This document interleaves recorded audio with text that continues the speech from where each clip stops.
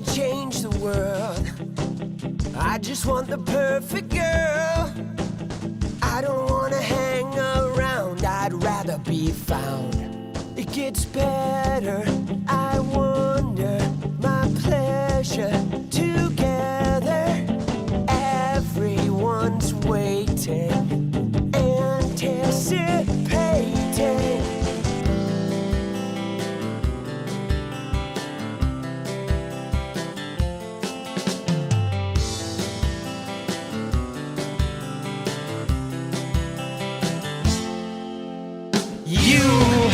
I will never be alone again. I'm immune to the things they said. My heart's unbreaking. You're radiant truth. I know that you will understand, because I finally found myself. My heart's unbreaking. Let's go! You're radiant. Hey, let's go. I just wanna change the world, but I'm not gonna wait my turn. I don't ever want to come down, I'd rather be found. It gets better, I wonder, my pleasure together. Everyone's waiting, anticipating. Dude, how we doing tonight, guys?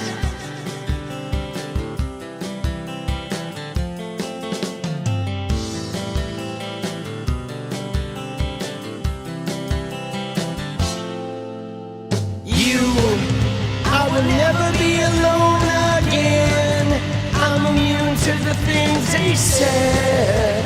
My heart's unbreaking. You're radiant truth. I know that you will understand, because I finally found myself. My heart's unbreaking. You're radiant. You're radiant. Let's go! My world! Wow!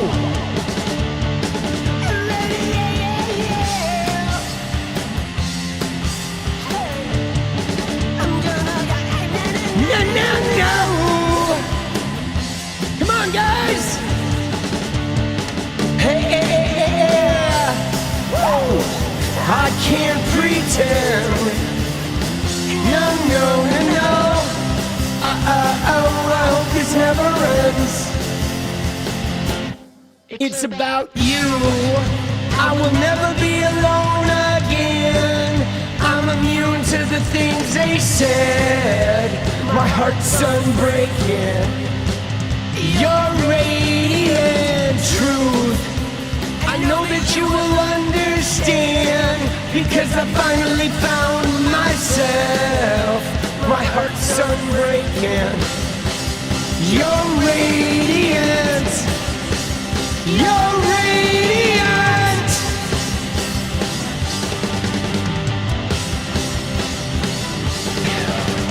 Let's go! Dude, somebody said he must have gotten some sleep. Actually, I've only gotten 3 hours since you last saw me. So yeah, this is me having gotten 3 hours of sleep since we last talked last night. So I didn't exactly get sleep. I do though feel a bit refreshed. I'm not exactly sure why. I have mania. I can't tell you, right? I have mania. I have an energy problem. Okay, I do. And guys, thank you for putting up with that. Like, my God, anybody who's like on a rewatch right now, I had the music muted. Everyone in chat sat for 7 minutes, right? For 7 minutes, they sat in silence, and I could hear the music, but nobody in stream could.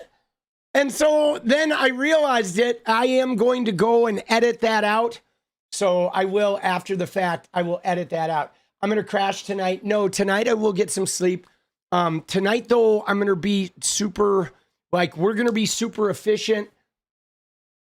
And tonight's going to be a super efficient, super, like, baller stream. Because I want to get a lot of videos done tomorrow. I have a massage appointment tomorrow, right?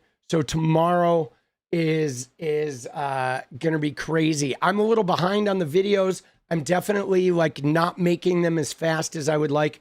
Dude, how did those first 7 minutes sound? Sounded great on my end, but I can't believe you guys, the dedication to sit in silence for 7 minutes and people were piling in.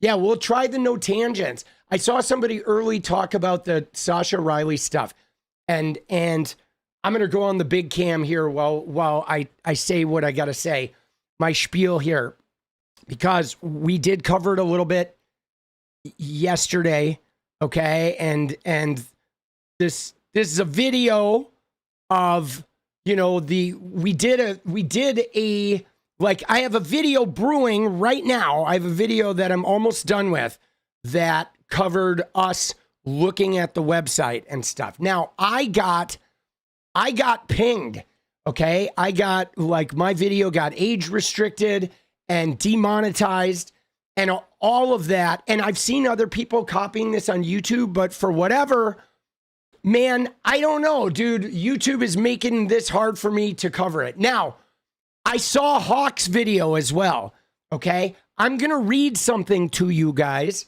that I wrote today about this because I have been looking at some of this stuff. I have not listened to all of his tapes, but I've been looking into some of the background here, and I have some reservations, okay? I do. And this is coming to you as a sexual abuse survivor, okay? I have reservations. And it's a lot of it is about the timeline, guys, okay? And I'm going to read something about you, and then we're going to look at what Hawk said, too, because Hawk had some thoughts about this. Now, what I'm going to say is I have gotten some internal pressure from people I know to cover this story, but these are the same people that were going apeshit about that limo driver, and I had some serious reservations about the validity of that limo driver, and as soon as I watched a couple of his videos, it came to pass. Okay, now I'm going to read a tweet that I wrote today, okay, that basically exemplifies this, and then I'm going to talk a little bit about my timeline issues, okay? Now, all right, so here's the tweet I wrote today addressing this, all right? And I'm just going to bomb through this, but it is a good tweet, and I've been getting a fairly, like, reasonable response, okay? And here's what I said, okay? I said, I'm getting a lot of comments on YouTube about Sasha Riley's situation, and I want to chime in here to let you know where I'm at with this. When I first heard of these allegations, I did a cursory look, noticed his old photos. Even, you know, last night on stream, I compared some old photos of my own from the same era. And of course, having been SA'd myself back in the first grade by two F brothers, I felt a deeper, more personal connection to these allegations. Okay, we did take a look at the 𝗙cie𝗶𝗹𝗀 site on stream and talked about it. My video got age restricted. I had to edit that portion out. But I plan on making a standalone vid where I can more carefully avoid some of the community guidelines triggering aspects of it. And that's the video I'm working on right now. However, one thing I haven't been able to shake is how my alarm bells went off when I was at 𝗙cie𝗶𝗹𝗀's site about how we haven't even listened to the tapes yet, but her website was very light on any evidence or corroborating material, very heavy on a 10-paragraph disclaimer about truth and how questioning credibility is not allowed and that there is evidence out there if someone can get it, but she didn't appear to have any. And a line about how if you question their truth, you're demonic. And let me just say, as somebody who spent 15 years unraveling my own essay via body memories that I didn't understand when they first hit me, through meditation and therapy and eventually EMDR, I found her disclaimers on that site to be extraordinarily off-putting and like a huge warning sign, a huge red flag, because real truth does not need a framework of threatening if you question it. Real truth should be questioned. its validity is found in the questioning. Okay. Also, I've noticed that some of the comments on my YouTube regarding this feel super attacky and very QAnon-y, like, how dare you question this story? You shouldn't be covering anything but this. I mean, we're talking a rabid nature that feels very conspiracy theory, like, slanted. Okay, and I said that bothers me too, because in the search for truth and to build a case to actually punish people and get justice for the victims, we need to verify things, and we need to make sure we are building a real case and not chasing wild conspiracy theories and false leads. Okay, things need to be examined and re-examined if we actually want to bring people to justice. And justice is really important to me. Okay, that being said, I haven't even listened to the tapes yet, and I have a weird feeling in my gut because some of the weird climate around the people connected to this and how they are behaving. I don't know if this person is telling the truth, and I want to believe the story, but boy, it went from like 0 to 100 with, films and all manner of stuff, right? While also saying they might not have proof, but the story is proof enough. And I don't know, their methodology does not feel super authentic to me out of the gate. And that's speaking as someone who spent more than a decade confronting my own very real abuse.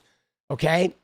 Now, so I'm going to look into it like independently, and I'm not in a position to make any statement about whether things are true or not true. Like I said, I have not listened to the tapes yet.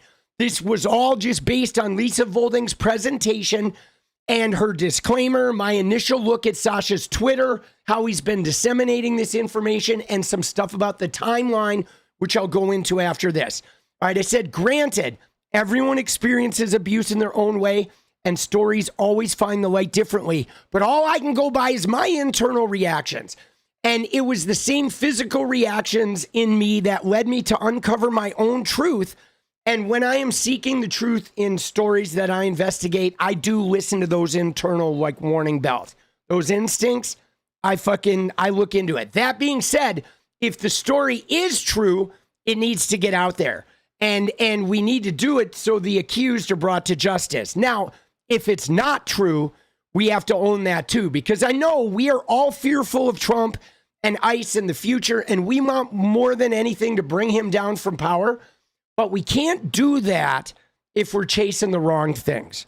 Okay. Someone laid into me earlier saying, like, why would they make it up?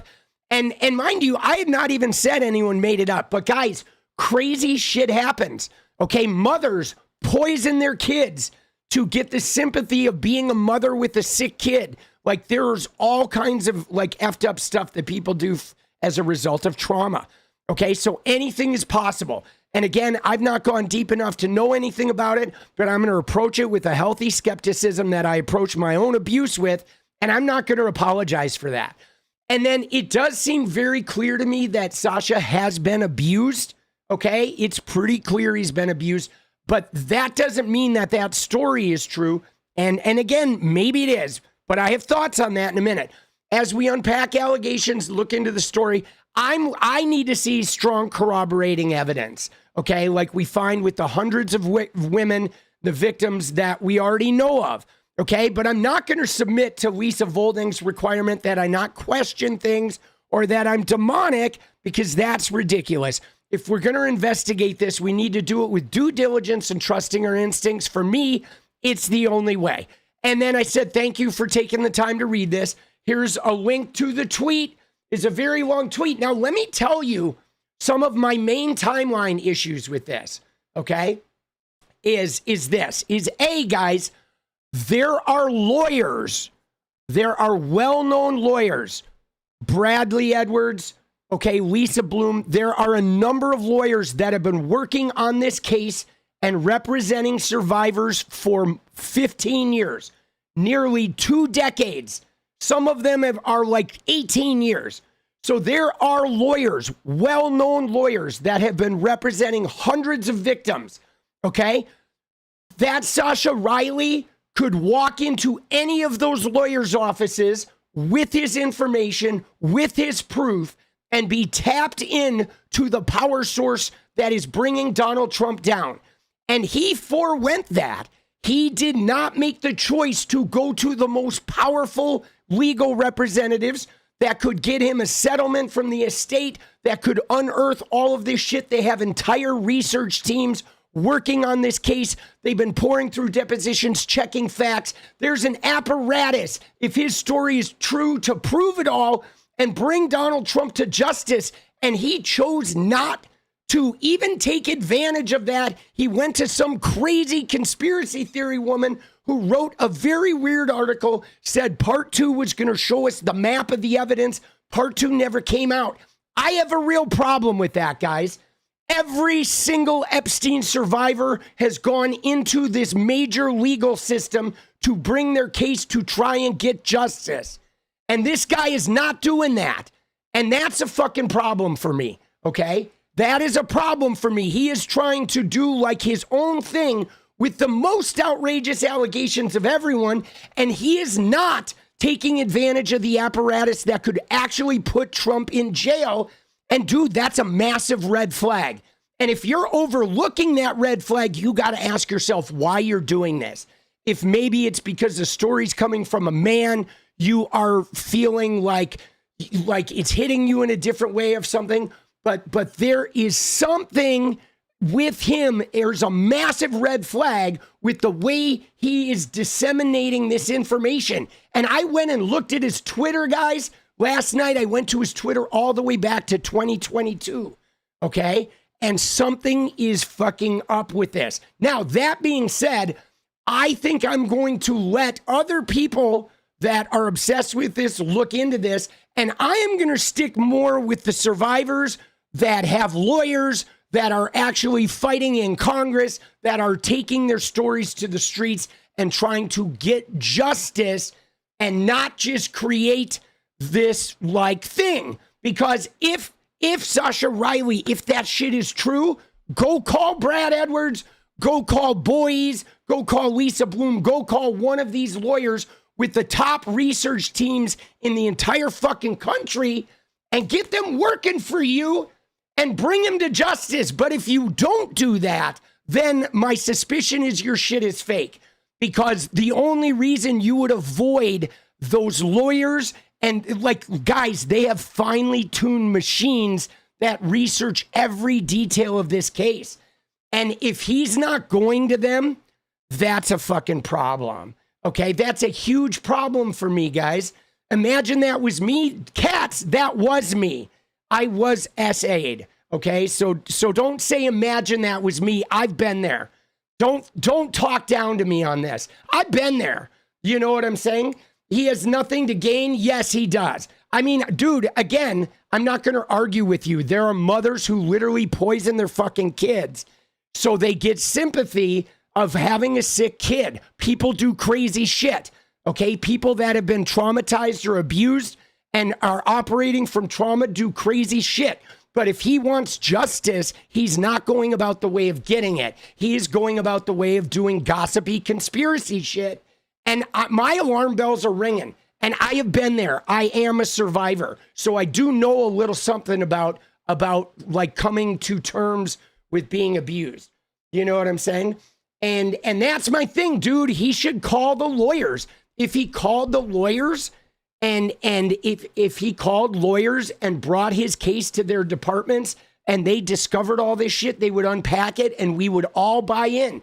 But nobody is going to believe any stories about this Epstein cycle that aren't becoming part of the legal research. There's 20 years of research on this case. You know what I'm saying? And that's what I'm saying. Like this guy's not going about it. And guys, it reminds me of the shit that went on with that guy who was talking about Mike Johnson's Grindr. Remember that guy who was like, oh, afraid for my life, and he was making a TikTok and all that. But like, dude, he didn't have a lawyer sitting there with him. He didn't like go to the fucking New York Times with this shit. You know what I'm saying? Like, you know what I mean? And what's more though, guys, is there's an issue with the timeline. There's a fairly major one, and it centers around some of the people he mentioned. Because one of the things he mentioned in there specifically was Andy Biggs, and how Andy Biggs was present in this early thing when these people were killed. But like, guys, in 1985, when that event supposedly happened, Andy Biggs was 27 years old, and he was like a junior prosecutor in Phoenix, Arizona. He did not know Donald Trump. He was not wealthy. There was no way Andy Biggs would have been in some ginormous, like, wealthy, you know, eyes wide shut kind of conglomerate. Andy Biggs didn't get wealthy until 1993 when he won $10 million in like the lottery. And at that point, he like found his way into the wealthy set. Then he didn't like get into government until like 20 years later. So again, the Andy Biggs connection is really strange that like, you know, those guys did not know each other there's no evidence that Andy Biggs knew Donald Trump in 1985 or was a part of this, right? It did not just happen. This was stuff he was talking about in 1985, guys. 1984, Andy Biggs got out of, you're talking about something that just happened, the ICE raid? Okay, no, we'll look at that. Okay, well, I'm sorry, I thought you were talking about this. Right?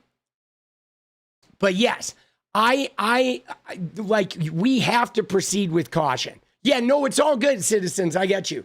Right?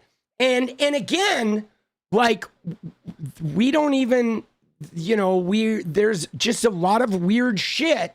Like in the beginning, this guy was like in 2022 was starting to leak shit out on Twitter when there were like lawyers he could go to discuss this stuff. And this is not about Donald Trump.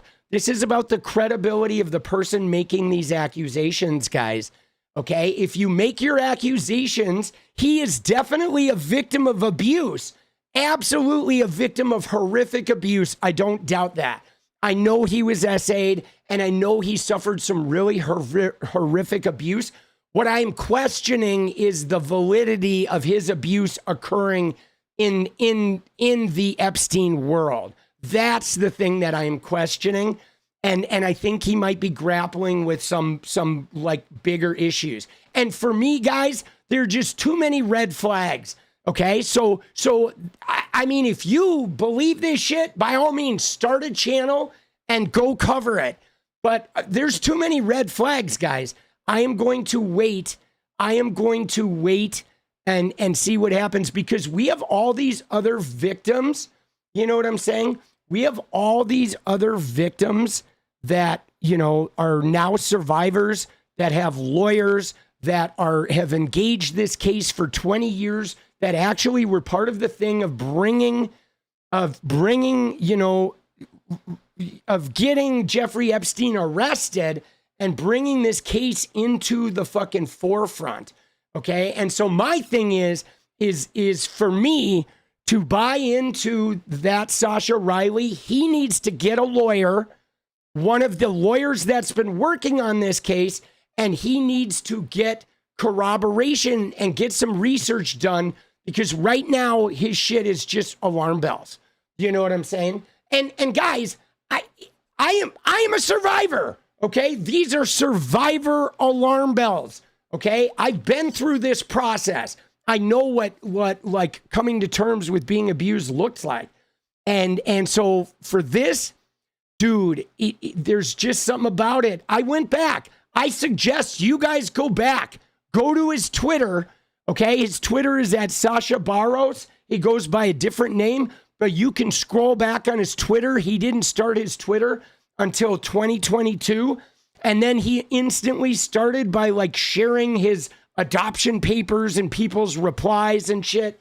I mean, dude, this shit is fucking wacky. The way he's disseminated this information is like, he's not well, guys.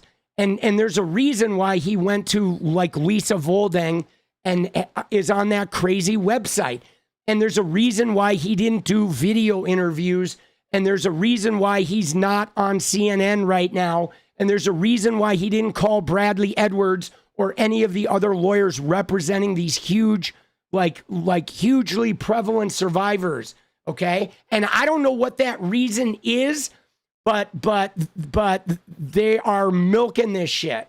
You know what I'm saying? He was in the USA, right, guys? You keep saying, oh, he's in danger. So are all those other women that are in danger. You know what I'm saying? Like, I'm sorry, like too many red flags, guys. So that's where I get off.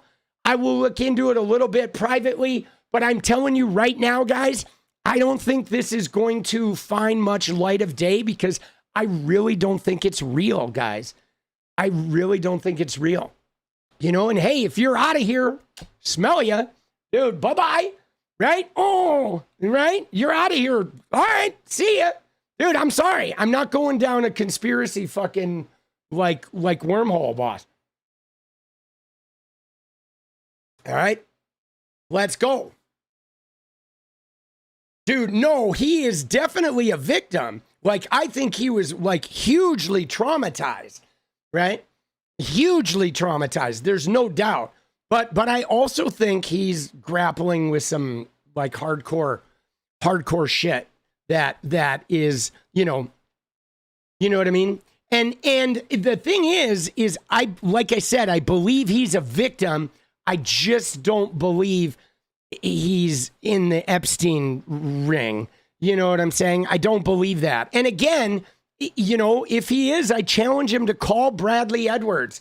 Like, literally, there are huge law firms. Yeah, no, but again, Groove Dragon, I wrote you a big thing in the Discord. I've seen that deposition. You said it was the Southern District. It is the Southern District, New York. I didn't think it was the California case. I'm telling you, I know about that. That is not a prosecutor thing, Groove Dragon. That is a civil case. It's a refiling of the original San Bernardino case that was filed with Lisa Bloom, and Mahers was the lawyer that filed it. That was the one we all know about. Okay, that again, those are all her civil claims. Okay, none of which was verified, and she withdrew it after she didn't show up at that press conference. So that was put into the public record, but none of that shit has been verified. And she has never come forward or worked with lawyers to verify this shit like any of the other survivors. And so like what I'm telling you guys is we're at a point where the survivors have worked with the lawyers and have actually like unearthed the evidence to prove their shit. And that's why this bill got passed in Congress. And there are some people that have made really big claims that have not done that process. And we have to question that. I mean, if we're going to get justice for the victims, you have to stick with the ones that are in the legal record, because somebody filing some crazy claims in civil court and then withdrawing it and never having lawyers investigate it and actually get depositions on all the people that they identify in their claims, they have no legal standing, and nobody's ever going to get arrested or get punished or get held accountable with that kind of shit. You have to go through the legal system. That's literally all we have. And the thing about like making these crazy claims and trying Donald Trump in the court of public opinion, none of that's going to matter because his cult following's never going to believe it. Okay. So the thing is people, we are 20 years into this case. There's only one road now, guys. No matter how new you are, if you have the case, if you have the proof, you need to call the lawyers that have established this thing, and you need to get in there.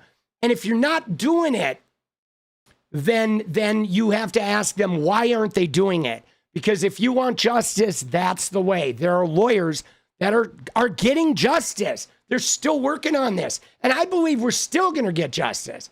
But I have to trust my gut. You know what I mean? And there's like, the thing about this, guys, is everybody is so turned up.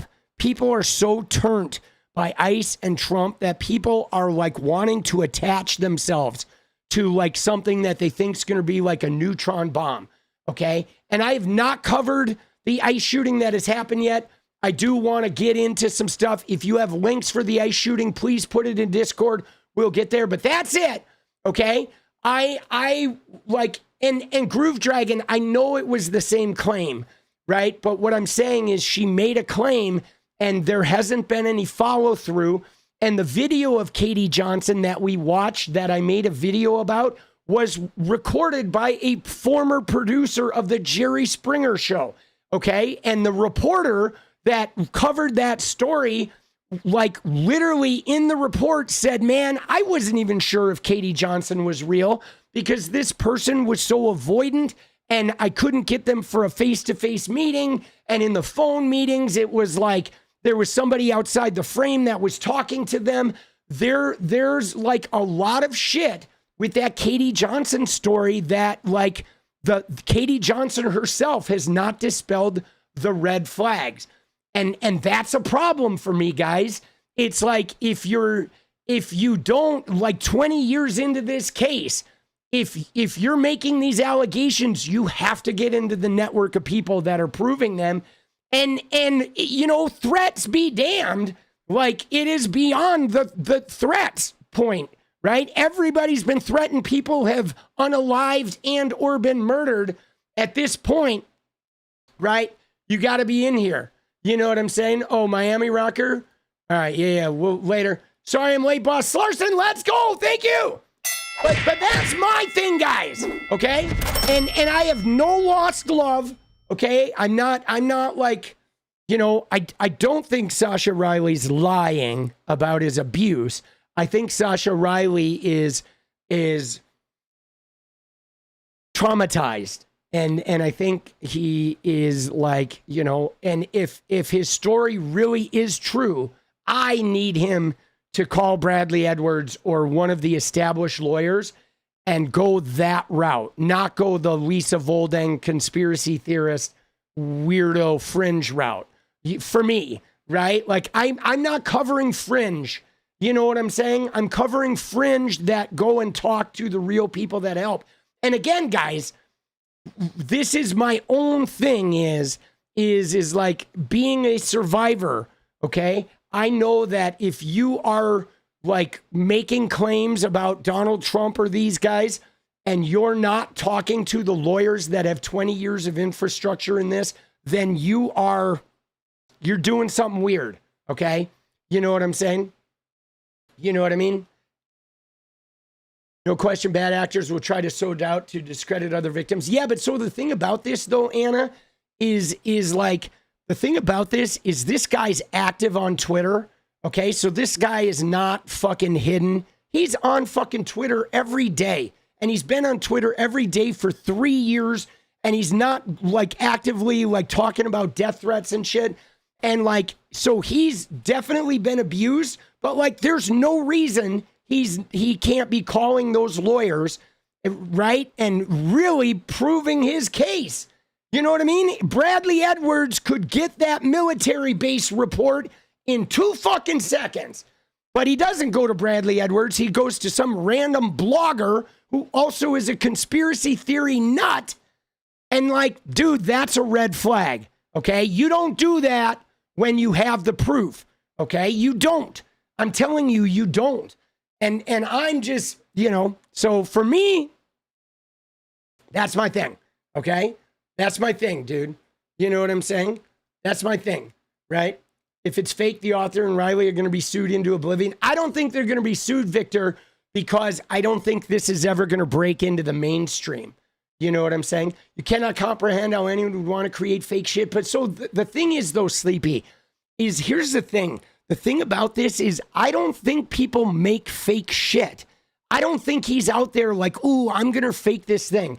I think he was horrifically abused as a boy, and he may have concocted some fucking memories, some coping memories that have somehow convinced him that he is tied up to this Epstein thing, the way that mothers like poison their kids in order to get the sympathy of the sick kid. They actually believe their kids are sick. They don't even acknowledge that they're poisoning them. Like the power of a traumatized mind with the dissociation, like even with me, when I was coming to terms with my SA, my abuse in EMDR, I had to be very careful to not create memories because you don't really remember shit, but you try so hard. and you have these physical body memories. And so it's real easy for people to create memories. And if you go back to like the McMartin preschool and shit, there have been cases of preschools where psychologists have actually implanted memories into kids in order to build cases, right? It's like, it's a really tender, like victims of abuse are very vulnerable and it's very tender. And again, we need to believe victims, but like one of the ways we believe victims is by victims like showing up and demanding to be believed. And that involves not litigating your case on Twitter, but actually going and like getting a lawyer. Okay. If all the Harvey Weinstein people didn't get lawyers and didn't investigate that case, if they just talked about it on Twitter, we would have never had Me Too. You can't put someone in jail by like building a case on Twitter or Substack. Okay. You need to get a fucking lawyer. And there are lawyers with 20 years of fucking experience that have every detail. They have all the flight records. They know about the hideaway places. They know where they've tracked Epstein's, like where he's been every day for the last 20 years. So any information that this guy has would be easily fucking like, the credibility of it would be easily verified by these lawyers. And they're like, 100-person research teams. Okay. And so the thing is I'm not judging the person, but I'm not touching that story until that person goes through legitimate channels. That's it. I'm a legitimate channels guy. Okay. I require legitimate channels, guys. Okay. I do. I can't do the Candace Owens things, guys. This is what Candace Owens does. Like she just grabs any outrageous conspiracy and lives it like, oh yeah, let's put this out here. But like, guys, I can't. I look for these red flags, you know what I'm saying? But that's my spiel. That being said, if you guys want to read the tweet, I wrote a long tweet here. Okay. And there you go. There's the tweet again. Now we're going to get into some shit, guys. Okay. We are getting into some shit because, guys, one of the things we got to talk about is we got to talk about this ICE report. If you guys put a link to the shooting, I will try to cover that and look at that. Let's see. All right. All right. You ready? Oh, shit.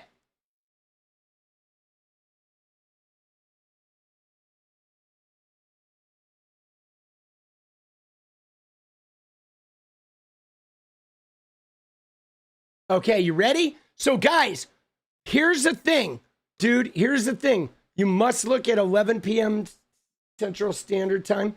Dude, it's already midnight CST, okay? But guys, look at this shit, okay?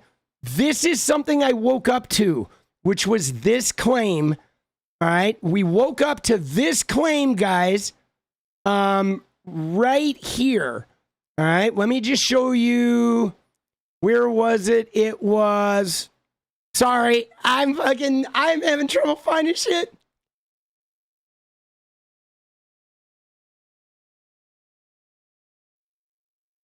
Give me a minute here.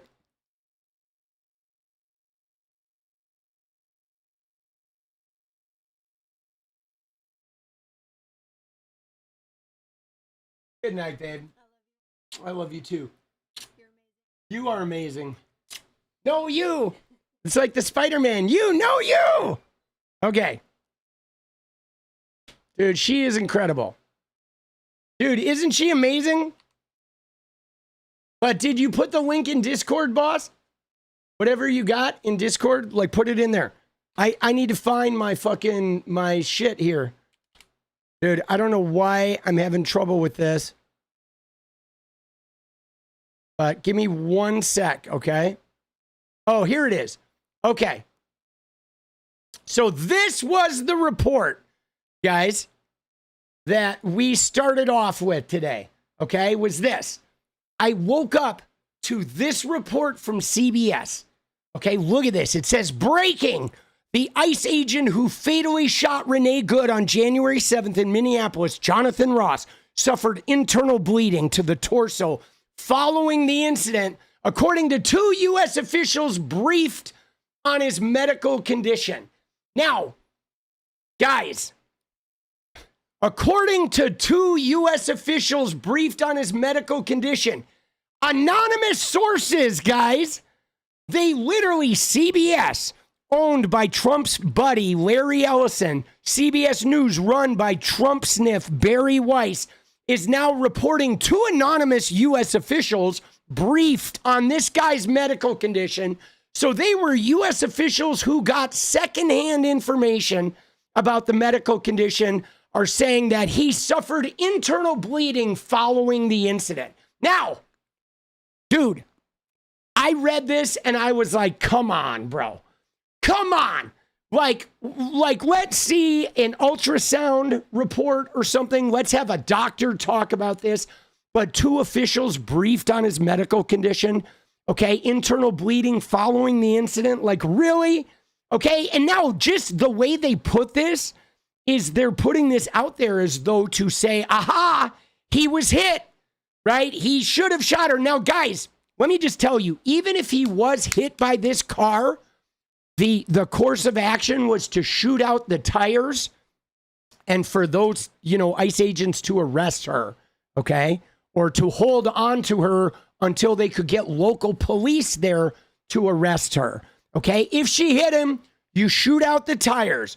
There is not a death sentence. But guys, it gets thicker, okay? Because these U.S. officials, they want us to believe that this is the story, but let's just take a moment here and let's go back and look at this, okay? Because this is 𝗙cie 𝗹𝗶. This is her initial press conference, okay? Because let's look at U.S. officials, okay? Let's look at U.S. officials here, okay? This is 𝗙cie 𝗹𝗶 wearing a brown shirt, coincidentally. And look at her initial statement while we look at the video of what happened. You ready? Let's watch this. Side by side. We got 𝗙cie 𝗹𝗶 telling us what happened, the official DHS report, the U.S. officials report, and then we have the video of what happened playing at the same time. You ready?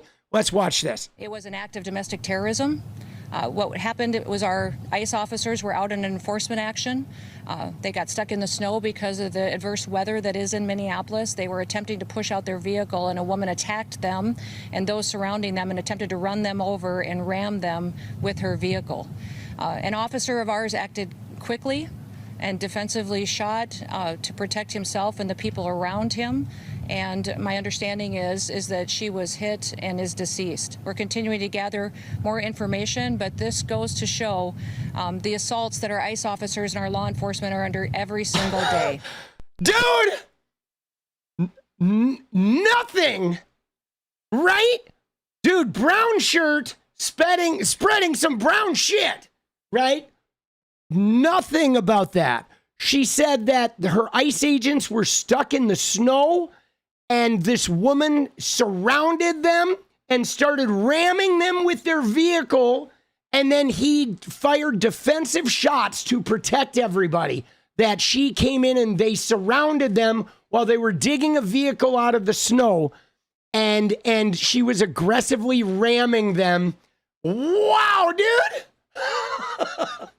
But when you look at it side by side, it's like, huh, that's interesting. Okay, now these are the people, these are the government officials who have said, okay, the Jonathan Ross, he suffered internal bleeding after this little conflagration, internal bleeding. But guys, you ready? Well, something happened. Something happened that is not good for Jonathan Ross and for CBS and for their little internal bleeding story. Because look at this. You ready? Let me show you. Oh, dude, this is good, guys. Get ready, guys. No, you ready for this? So Daily Mail UK came out with a little story about, I believe it was like 6 hours after CBS's little like propaganda. And Daily Mail UK came out with this story, okay? He walked away, he drove himself away, but then he moved heavy boxes at his house to relocate his family. So what happened is this guy moved like 36 hours later. The guy with internal bleeding that was so wounded is, you know, look at that. Look at the arms there. Dude, he's engaging his abdominal muscles right there, boss. Moving that computer. Oh, look at that. The way he's holding it. Oh, dude. Core engaged. Look at that. Core engagement, guys. And there's more. They're lugging out these big fucking bins. Dude, he spent an entire day moving his family, moving heavy boxes, moving like computers, moving all kinds of shit out of his house. Within 36 hours after this, the internal bleeding, right?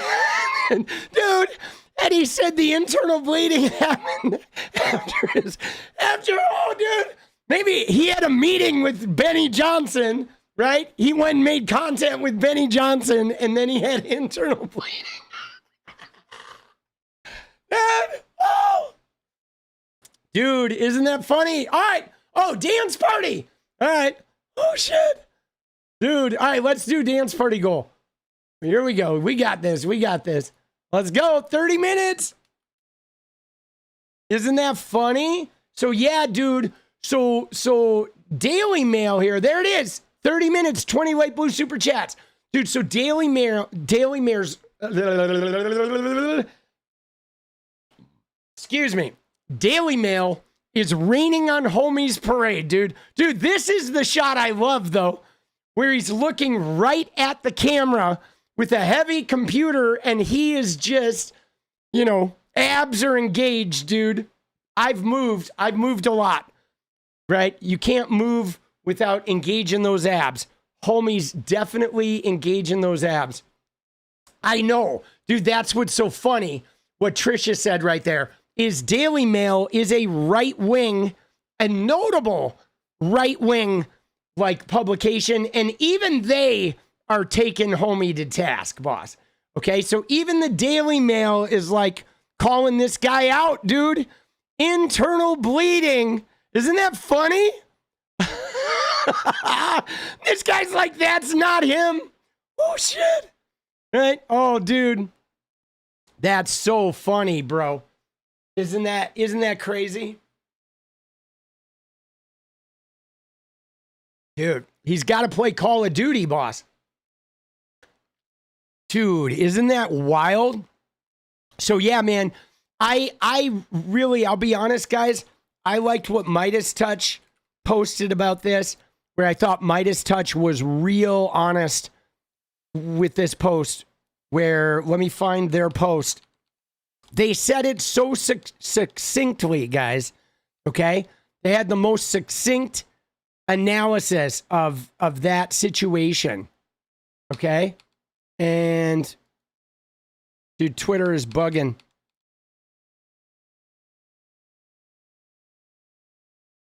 But it was, let me see here.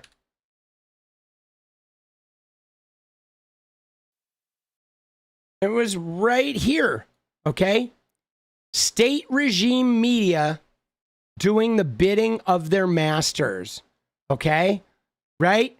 And this is really big here, guys, okay? This is really important because CBS is giving anonymity, okay? Right? Because the thing about this is guys, this is not like deep background, okay? You give anonymity if they're giving you a secondhand account of like what the president says, or they're giving you deep background shit that they could potentially lose their job over. But the point being is if U.S. officials are reporting this guy's medical condition, there is no reason that they would like use an anonymous source for that. Like no reason.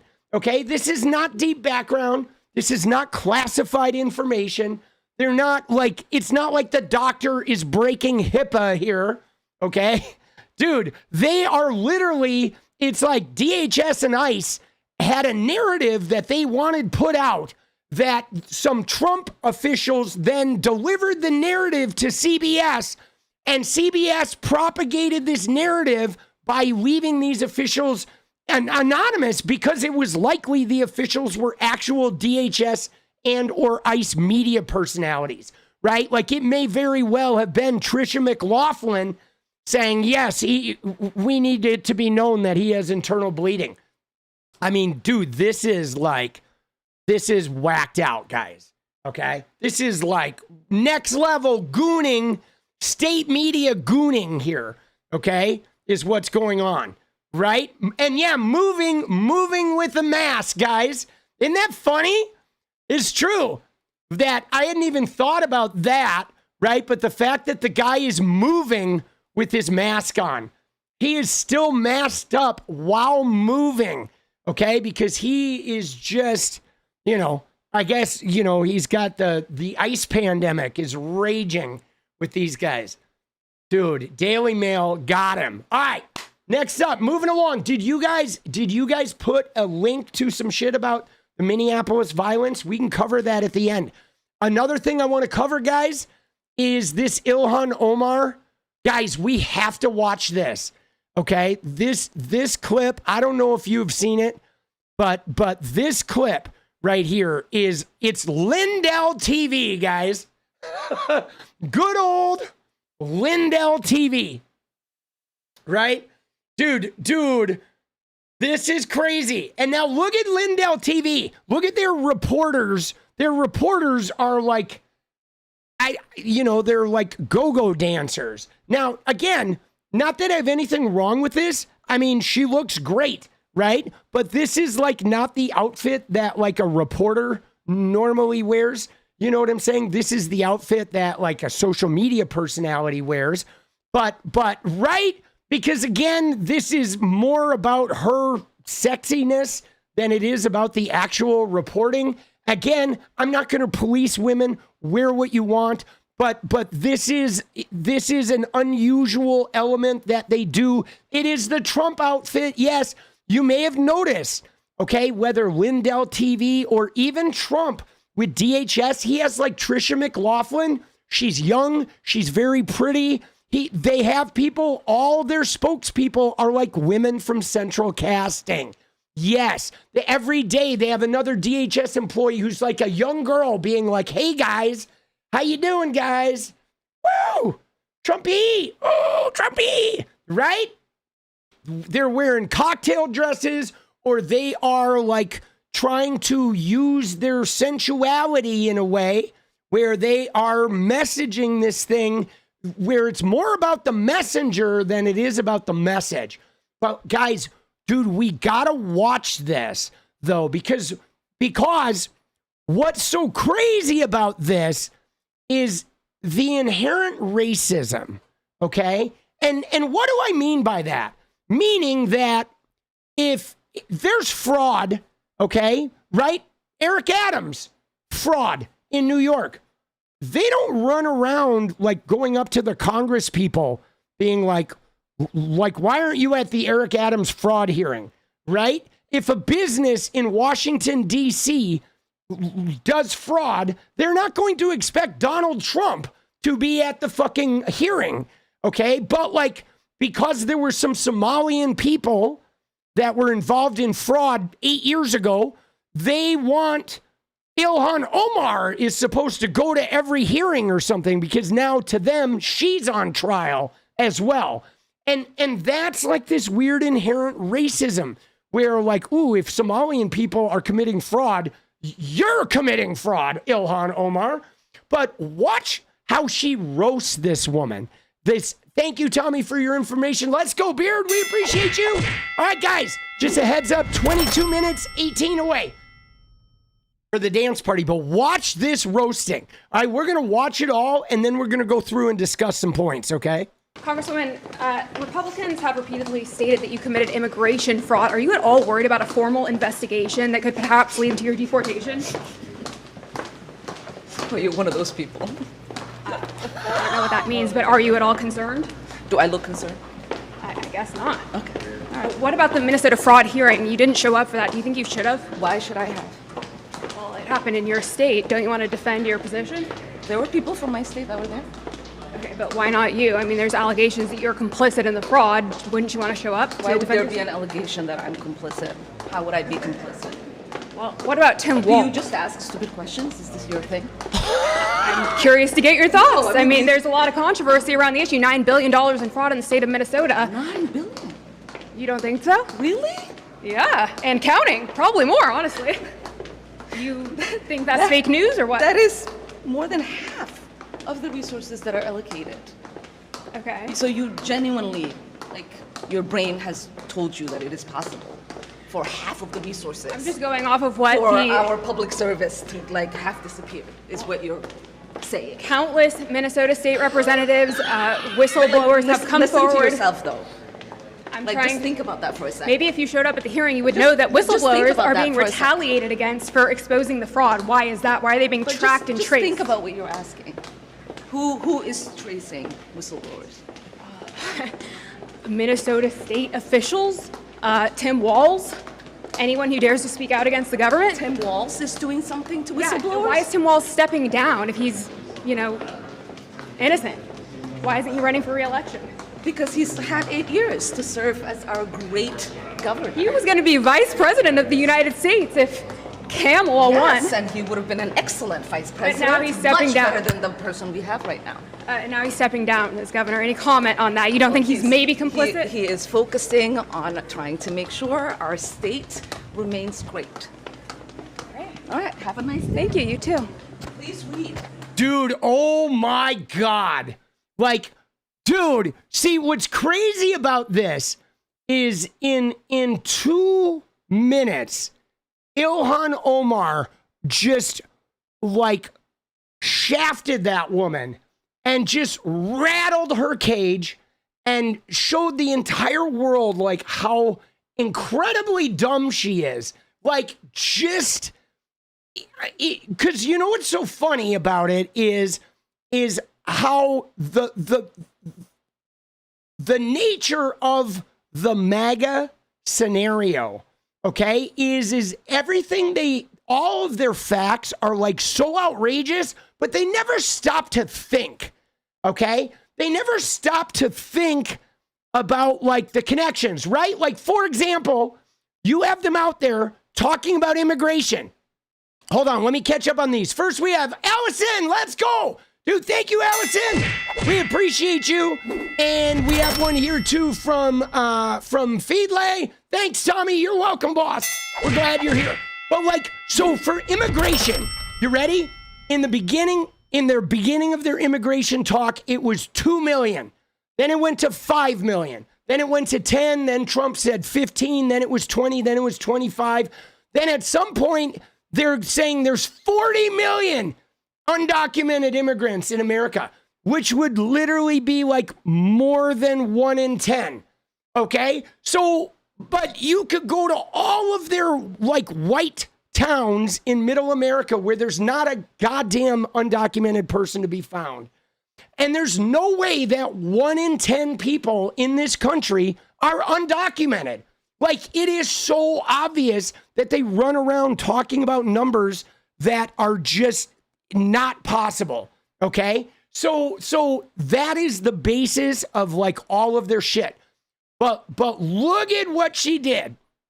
Okay? Save that, Bradshaw. We will get there. But so look at the beginning here. Okay? Congresswoman, Republicans have repeatedly stated that you committed immigration fraud. Are you at all worried about a formal investigation that could perhaps lead to your deportation? So the first thing is Republicans have said you committed immigration fraud. And she starts laughing because, of course, oh yeah, the Republicans who've been trying to get rid of her for years and trying to get her thrown off committees and have been hunting her down because she's Somalian and because she's Muslim. They're oh, now they're onto the immigration fraud. Okay.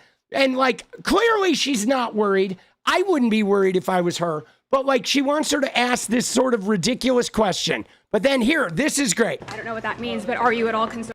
Oh, you're one of those people. And she said, you're one of those people. Because right away we know, like, oh, all right, you're a MAGA person. You're now going to be asking the bullshit questions. I don't know what that means, but are you at all concerned? Do I look concerned? I guess not. Okay.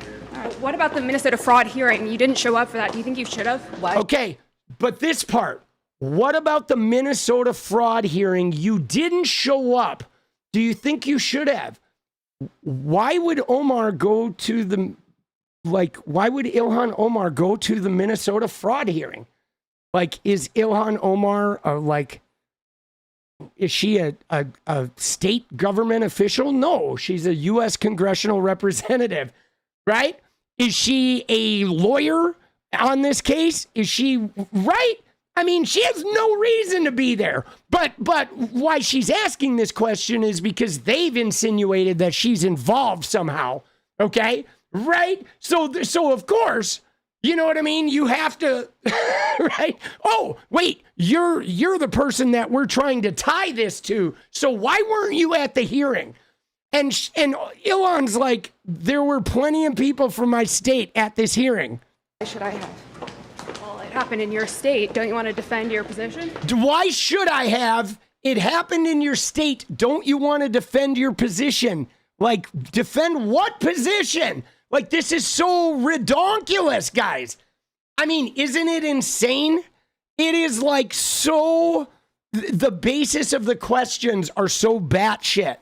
Like, defend why? What would she have to defend? Every time there's a fraud case, the state representatives have to go defend their state. Dude, isn't it funny? Bro, dude, Ross has an immigrant wife. He does, Allison. He absolutely does. Dude, hey, so many developers out of Minneapolis, they got all tactical information as well, and judges and where ICE agents are staying in Wisconsin. Oh, shit. Dude, don't tread. Let's go. And Katie Mullins, rock on, Tommy. Let's go, Katie. Appreciate you, boss.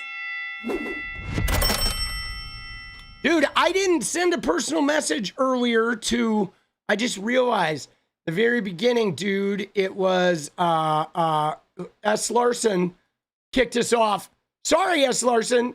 I forgot your personal message because I always do a personal message when people kick in like 10 or more. And I forgot that, Larson. I owe you one. All right. I appreciate you, boss. But right. Like when there was a power outage in Texas, Ted Cruz went on vacation. He didn't even stay in the state. But if you are a minority representative, like, you know, Lindell TV thinks you need to be at every hearing to defend yourself. Okay. But here's where it gets great. There were people from my state that were there. Okay, but why not you? I mean, there's allegations that you're complicit in the fraud. Wouldn't you want to show up to Why would defend there be yourself? an allegation that I'm complicit? How would I be complicit? Well, what about Tim Walz? Yeah, do you see that? How would I be complicit? Why would there be an allegation that I'm complicit? And then she moves on to Tim Walz, dude. Right? And then she goes on to say, like, Tim Walz, oh, with the whistleblowers. And Ilhan was like, what did Tim Walz do to the whistleblowers? No answer. And then my favorite thing is the part about the money, because there's like $18 billion allocated for all of their resources. And Ilhan's like, really? You think this fraud was like half of all of our resources? Like, really? You know what I'm saying? That's the thing that you believe, that all of the resources we allocated for all of this spending, half of it has just gone to a couple of daycare centers. Like, they are so off the rocker. They are so out of it, guys. Ask stupid questions? Is this your thing? I'm curious to get your thoughts. I mean, there's a lot of... Dude, do you just ask stupid questions? Is this your thing? Oh my God, dude. Oh, that's beautiful. Yeah, dude, they do not, right? They do not make anything believable. It is just like off the rocker. Okay, it is. They are so off their rocker. Controversy around the issue, $9 billion in fraud in the state of Minnesota. $9 billion. You don't think so? Really? Yeah, and counting. Probably more, honestly. You think that's fake news or what? That is more than half of the resources that are allocated. Okay. So you genuinely, like, your brain has told you that it is possible for half of the resources. I'm just going off of what for the our public service to like half disappear is what you're. countless Minnesota state representatives, whistleblowers have come listen forward. to yourself, though. I'm Like, trying. just think about that for a second. Maybe if you showed up at the hearing, you would know that just think whistleblowers about are that being for a second. retaliated against for exposing the fraud. Why is that? Why are they being But tracked and just traced? think about what you're asking.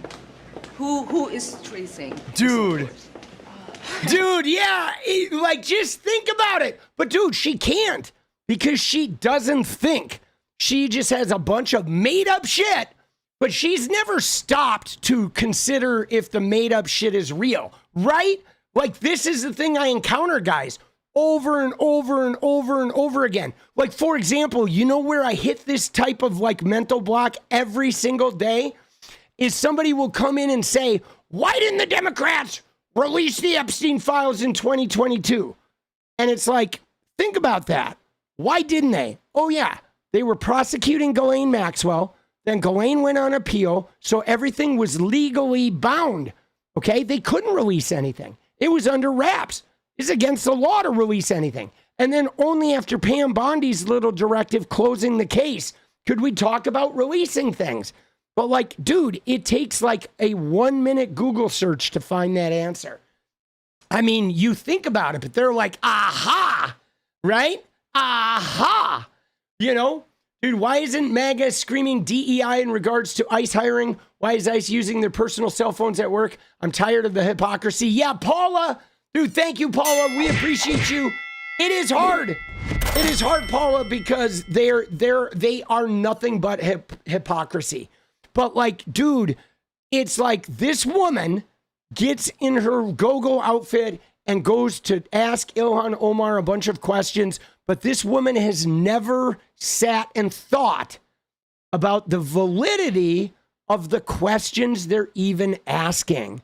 It's like literally, right? Oh, many state officials have said whistleblowers, but like, dude, there's 2 state officials that have talked about whistleblowers and this shit, and they are Lisa DeMuth and Christy Robbins, and they are both Republican women running for governor who also like stymied Tim Walz's fraud prevention bill. So yes, the 2 women who prevented Tim Walz's fraud prevention bill from going to vote and who are also running for governor are now telling us about the whistleblowers. Reliable sources. Okay. All right, we got it. And then in the end there, she's like, why is Tim Walz stepping down? Right? Well, first off, he's not stepping down. He's not leaving the governorship. He made an announcement tonight about people that got MAGA very riled up where he told them to film ICE, make sure everyone's filming. Tim Walz is simply not running for re-election. And why is he not running for re-election? It's real simple, guys. Look at the mess. Donald Trump is literally attacking his state. Donald Trump is like murdering people there. They are sending another 1,000 ICE agents. They are trying to burn Minnesota to the ground because they are upset that they vote against Trump. And he hates Tim Walz because Tim Walz was very effective at making him look like a clown. So Tim Walz doesn't have time to be fucking campaigning. He's got to be there preventing Minnesota from burning. Okay? He's got to literally fight off ICE for the state. There's no way he could be campaigning now. I don't think Trump is going to let up here. I think Trump is doing his best to try and like clear a way for Mike Lindell. But I'm telling you right now, Republicans are never going to win in Minnesota ever again. Okay, ever again. And they are mad that there's no rioting, aren't they? Dude, let's go. All right, let's go. Sorry, I'm late. Ella, we're always glad to see you. Thank you. All right, guys, we got 7 minutes. We need 11 and 7. We're going to take a brief respite here. We're going to get this going. But, dude, I love this, how Ilhan Omar, like points out how they don't think, okay? They accuse, they make assertions, they make, you know, generalizations, they make all these wild assumptions, but they never think about their assumptions. They never think about, could that be true? Could what you're saying be true, right? Could Minnesota, 9 billion, right? Could more than half of the entire state's resources have gone missing and nobody in the state discovered it? Like, come on, man. Dude, all Democrats in Congress need to learn from Ilhan. Let's go. Dude, Helen, thank you, boss. You are right. I mean, there are a couple people that are really good at this that are like Ilhan, AOC, Jamie Raskin, Marcus Frost. There are several people that are really good at this type of thing. But they never stop to consider if their claim is even possible. Okay? And I think, guys, I think some of this may be rooted in the deep Christianity that they don't question the specifics of things, right? Like when they think about Noah's Ark, they don't question what it would look like with like 100 million species of like things climbing into a boat. Like they never think to like, does that sound realistic? That like 100 million and there's two of each, so there's 200 million things climbed into one boat? Like, really? You think that sounds like, you know, even remotely believable? Like, you know? I mean, come on. It is, they don't question. They don't like do even a modicum of like fucking, you know, analysis. It's just any wild claim that gets them juiced. Oh, my nuts are swelling. You know, anything that tickles the prostate, they're like, let's go, right? Dude, sheeple boss. Oh my God. You know, I will say though, you know, she looks good. All right, we're gonna give her that. The reporter looks great, dude. If I was going to a disco, I would ask her to join me. All right, I'd be like, let's go to the disco. Just please don't talk to me. Dude, just don't talk to me, all right? That's all. It's my only request. Dude. Oh man, bro. Dude, that is crazy. Dude, LFG, let's go, guys. 4 minutes. All right, we're down to the wire.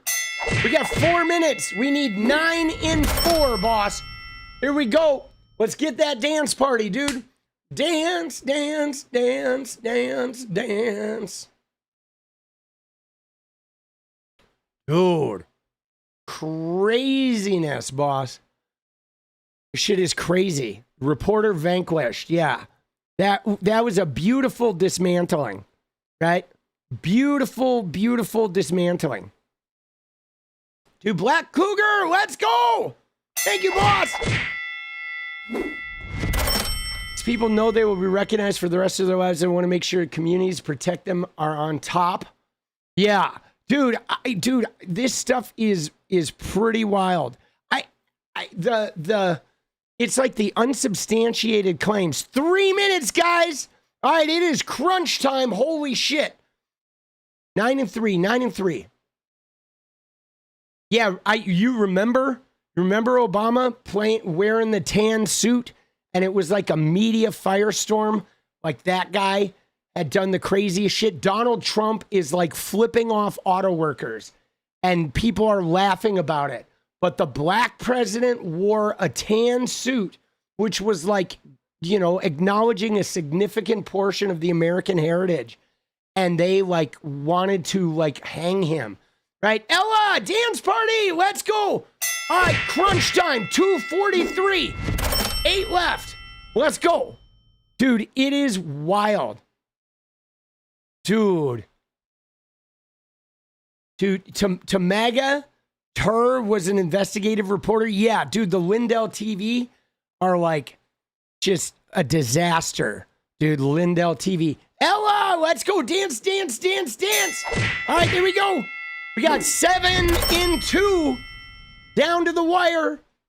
I know they did serious. You're right. They did want to hang him anyway, but like they went public with it over the suit. I know it does feel like 100 years ago. I mean, every year with Donald Trump is like 10 years. It's so frenetic. Dude, Allison, let's go. Thank you, Allison. Dude, 149. We are down to the wire, dude. Sinful. Let's go. Thank you for the membership. 140. Holy shit. 6 and 140. We are down to the wire, boss. 130. Here we go. Dude, 100 morality years. Dude, us furries are nothing. What was that, Mar-a-Lago? Jackie, let's go. Thank you, Jackie. Yeah, we're going to look at the Mar-a-Lago furry. Dude, and yeah, no, Michelle Obama, they went after her for everything. Let's go. Nameless Nick, let's go. Good to see you again, boss. Glad you got some rest and got your mind straight.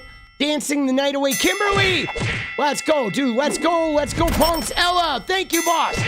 Dude, S. Larson, check out what Aaron Parnas just posted in a short about AI and ICE hiring. All right, we'll look at that. And under the Jeep, she was trying to ask serious questions while dressed for Cherry Street, LFG. Dude, let's go. Dude, I will say this, though. I think her questions were about as serious as the outfit. Now, I'll be honest, I probably wouldn't even mind the outfit if the questions were legit. You know what I'm saying? I mean, if you want to dress up and you want to look hot, whatever like that, you want to look like you're going to the dance club, that's fine. But if you're not bringing the heat, if you're bringing redonkulous questions and you're dressed like that, then it just makes you look stupid. You know what I'm saying? Because it just makes you look like dumb. So what's going on with ICE and the ARs? All right, because I do want to look at the furries at Mar-a-Lago too, but is there a breaking news thing happening with ICE?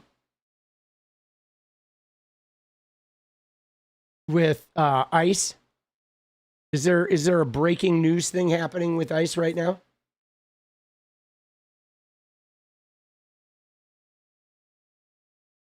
One dude was shot. Is this recent? This isn't the guy with the shovel, right? There was a guy earlier who was shot with the shovel.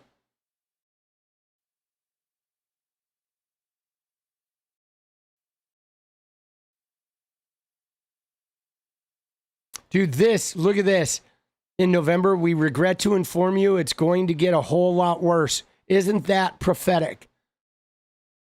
Because there was a guy who was shot earlier today, okay, that with the shovel, all right? This was something that happened earlier several hours ago, okay? But we're gonna look at the Mar-a-Lago party. All right, let's see. Yeah, this is the one. Let's see this. Tonight has been crazy, man. I heard the news that 2 Latinos were shot by ICE in the leg. Yeah, this was like a guy had a shovel or something. The dude was shot, and then he ran back in the house. Okay, this is what I remember hearing about shortly before I got on stream.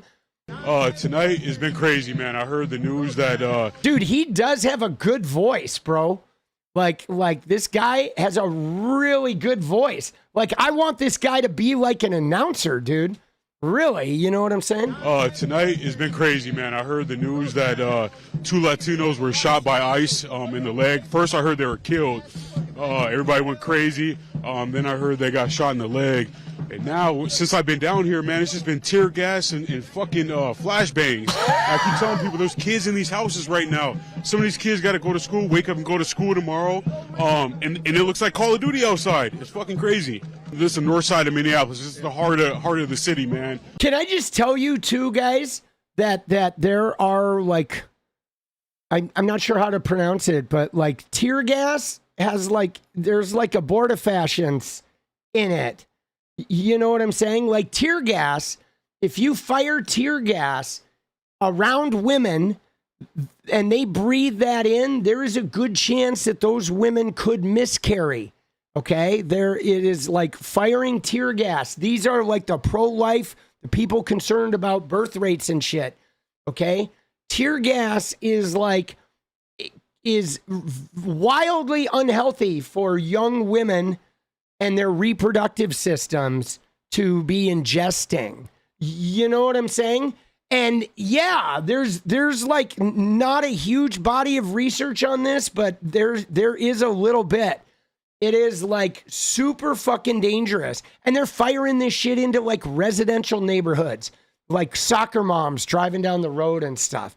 I mean, this is like really toxic stuff. There's no reason to be using tear gas at a protest, right? I mean, you use tear gas if there's a, if there's a huge crowd of people smashing out windows at the Apple store or something, sure. Fire some tear gas in there to clear them out of the store. I'm down with it then. But this shit should not be used for entertainment purposes by a bunch of rent-a-cops that are just upset that they're being fucking protested, and firing it in residential neighborhoods. Like, come on, dude, look at these people. This is like Portland, remember? Trump's like, it's burning. Send in the National Guard. You go to the ICE facility and the fucking frog is dancing, bro. Like, this is redonkulous. There's a lot of poverty down here, man. But we're trying to regrow this community, but this shit is not helping at all. Now, they have not been hitting, the wealthy suburbs and that sort of thing. Do you think there's a reason they're targeting these areas? Most definitely, because they can get away with it down here. They did George Floyd over South Minneapolis, and they think they can get away. But North Minneapolis is strong. We're not over South. We're not in St. Paul. This is North Minneapolis. Dude, that part breaks my heart. Like, right there. You know what I'm saying? Is the thinking about the class warfare that we already have in the world, and then you realize that they're just targeting like the poor minority communities, and they're ravaging those communities because they can, you know what I'm saying? Because they can roll in there and just start smashing shit. They're not going to roll into the wealthy neighborhood and smash windows and drag people out of cars, because they would fucking be done if they did that, right? But they're going to go to the minority neighborhoods where, to a degree, shit like this happens all the time. They just go and they wreck them. And then thinking, okay, about like how these guys are going to fight them and stand up to them and like band together and fucking fight them off. And then in the end, they'll get no credit. You know what I'm saying? I mean, they've been literally... The people of color have been fighting the agents of the state in America for 200 fucking years, bro. And it is like, it is so tiring, okay? It's like so tiring to see people of color fighting a constant battle and getting no fucking credit for it, never getting their due, and then the white people are like saying, you're oppressing us. And it's like, because of a little DEI or whatever that guarantees they can get a goddamn job interview. And it just, it fucking breaks my fucking heart, man. Because like, what's crazy about it is the people of color get so attacked by like white MAGA people, but like they're so honorable. They go through so much hell having their shit terrorized and burned down and they're gunned down in the streets again and again. And they don't even do like terrible shit. You know what I mean? Like the white Proud Boys, the minute a car tries to drive away, they gun her down in the face, a mother, right? They're all about violence and ganging up on people, and everything is violence and invading countries and threatening our allies. And the people of color just are so resilient and stay so connected and strong. And they fucking turn out and they vote and they do it over and over and over and over again for generations while getting shit on the whole goddamn time, man. And it's like a lot of the white Christian culture in America is just not honorable. And like these fucking people are. And they get treated like they're criminals just because of their color or because of their poverty level. And you know what I'm saying? Dude, yeah, they're Christians, right? Christians. Dude, this shit burns me up, man. It burns me up. You know what I mean? Like, I'm just telling you.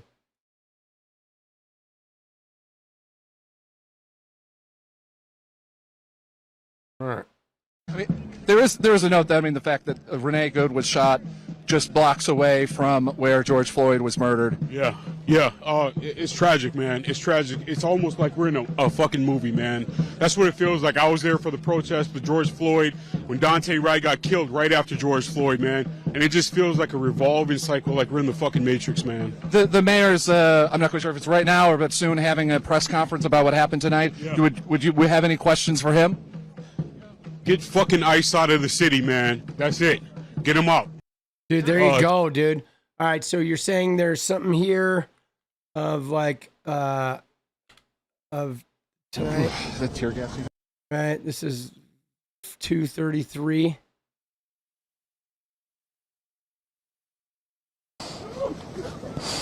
Pepper pellets, at least by the sound of it. Gas deployed right over here.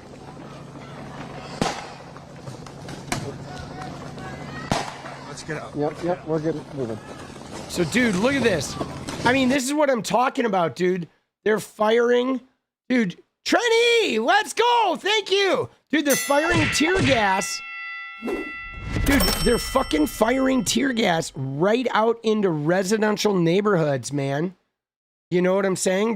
They're firing tear gas right out into residential neighborhoods. This is so wildly unnecessary. Come this way. Where's the gas? Yep.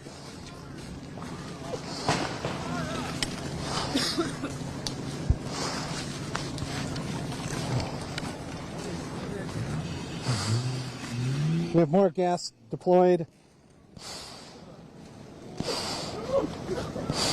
Pepper pellets, at least by the sound of it. We're gonna move away from where the gas is moving.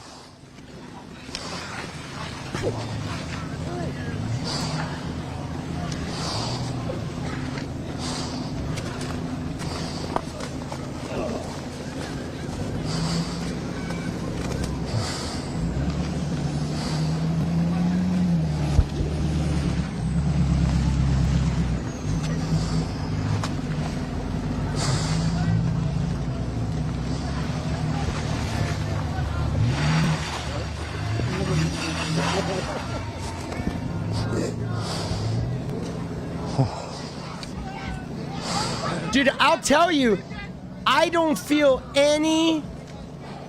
no sympathy for the ICE people at this point, guys. I don't. All right? They're not getting any sympathy from me, boss. You know what I mean? None. Been out here about 3 hours now on the ground after yet another shooting by federal officers in Minneapolis.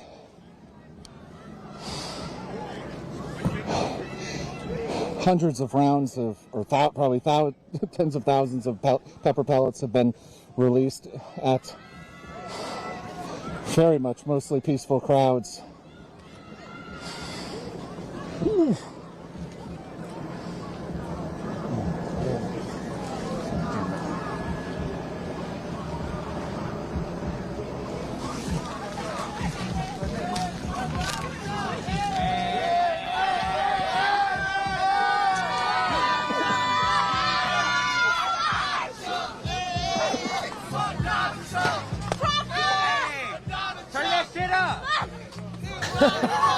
Dude!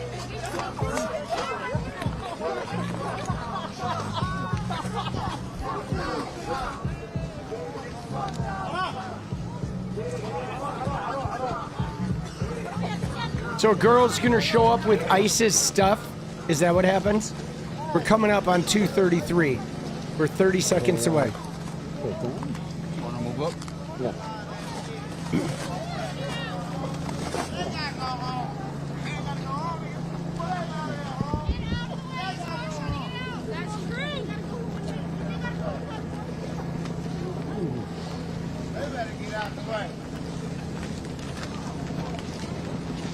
FDT, baby.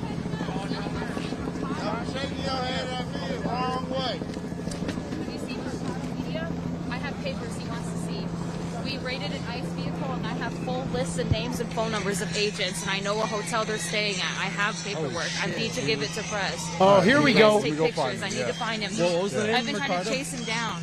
Mercado Media. Mercado Media. Okay, I'll look for that. I've already shared it with a couple of news sources. I was told this is the one to go to. The original vehicle that was here during the shooting, they got left behind because people raided them, and we raided the cars, and I found paperwork that shows where their booking houses are, where their hotels are. I've got names and emails, judges' names, judges' phone numbers. For sure, for sure. We've been trying to find him for like 20 minutes. And it's subscribers only, and I just subscribed, and maybe we subscribed for 20 minutes. I can't find him.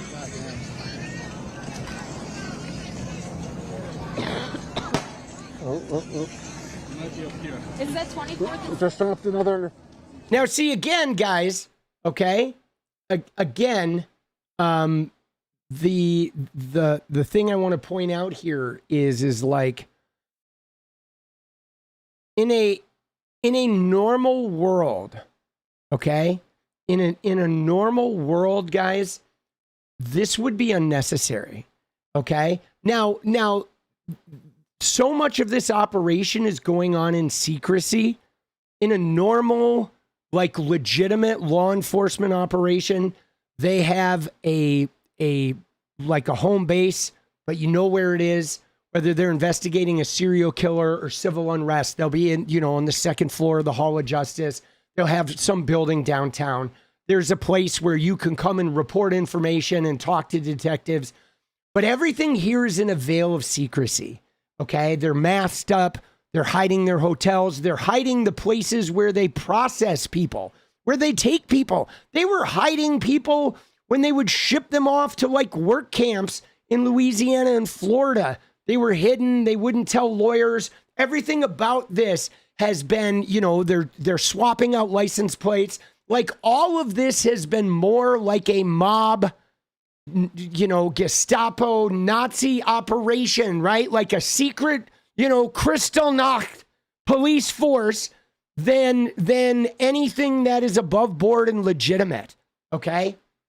And so that is very telling, guys, because shit that is legitimate, you can bring it out in the light. You know what I'm saying? You can. Canister. They don't show any of this stuff, do they? Right? Because I don't want to see any of these documents. We're not going to be doxing or anything here, like whatever these news people are doing in the course of their news gathering. But I just want to make sure we're not going to be seeing things. They're just now currently launching gas canisters. Yeah, well, because I'm not showing it. Like, I mean, maybe Midas Touch can get away with showing it, but I feel like that is something that could be dangerous for my channel. So I don't want to see that information. You know what I mean? You know what I'm saying? I don't, right? Because they cut it. I bet they cut it because then it becomes like legal implications and stuff, Into mostly empty roads. So I'm just going to be ready to pause it. One has rolled pretty close to us.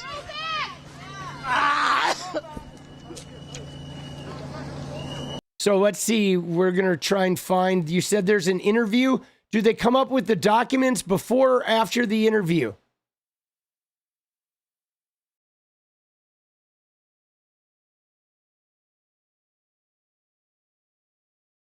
During? Hold on. Let me do something here. Let me just look at this because it's possible, guys. Canister. It's possible that they edited it out. I bet they could have edited it out. Let me just go in here and look and see here. I'm just going to scroll through it. Off screen real fast. There's an interview with the guy in the sweatshirt and with the dreads.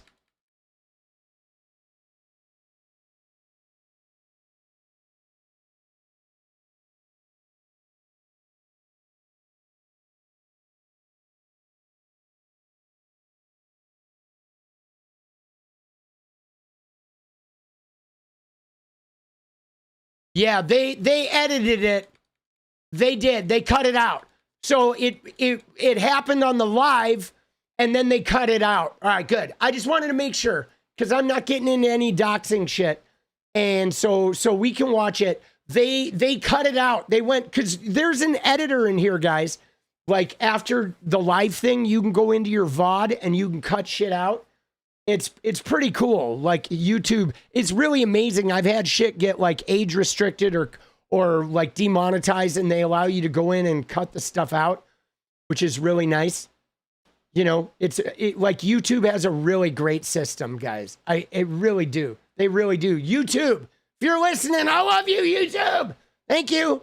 I know you're not perfect, as no platform is, but I really appreciate the fucking tools you give us. Ooh. Dude, they're throwing the tear gas back. Whoa. Hey. Yeah, again, my thing, I don't personally agree with doxing. I understand that there are warriors out there on the front line who may use that information and they have their own thing going on, but like that's not my thing. I'm not a doxer. I'm not into that. I'm not, you know, that's not my fucking vibe. We're now picking up the gas canisters and throwing them back towards Border Patrol lines.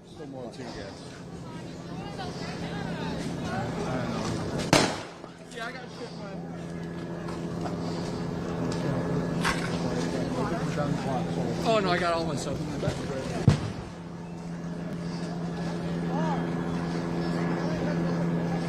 Dude, it's crazy. It's like, this is like a war zone. This is so unnecessary. You know what I'm saying? Like all of this is so wildly unnecessary. You know what I mean? I mean, when you think about this, think about how wildly unnecessary this shit is. You know? You know what I mean? It is like so incredibly fucking unnecessary.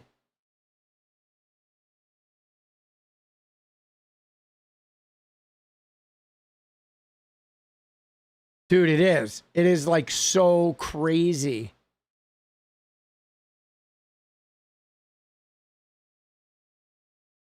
Stop protecting ICE. I'm not protecting ICE. I'm protecting like not getting banned.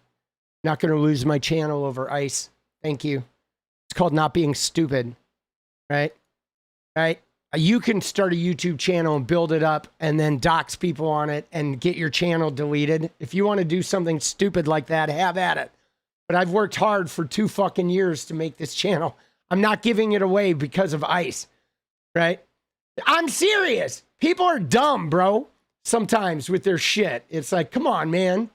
You fucking don't quit being a fucking amateur your whole life. You know what I'm saying? Come on now, wake up.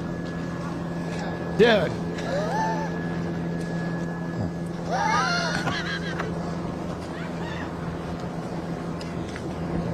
Dude, you got my voice. This shit is so unnecessary though, dude.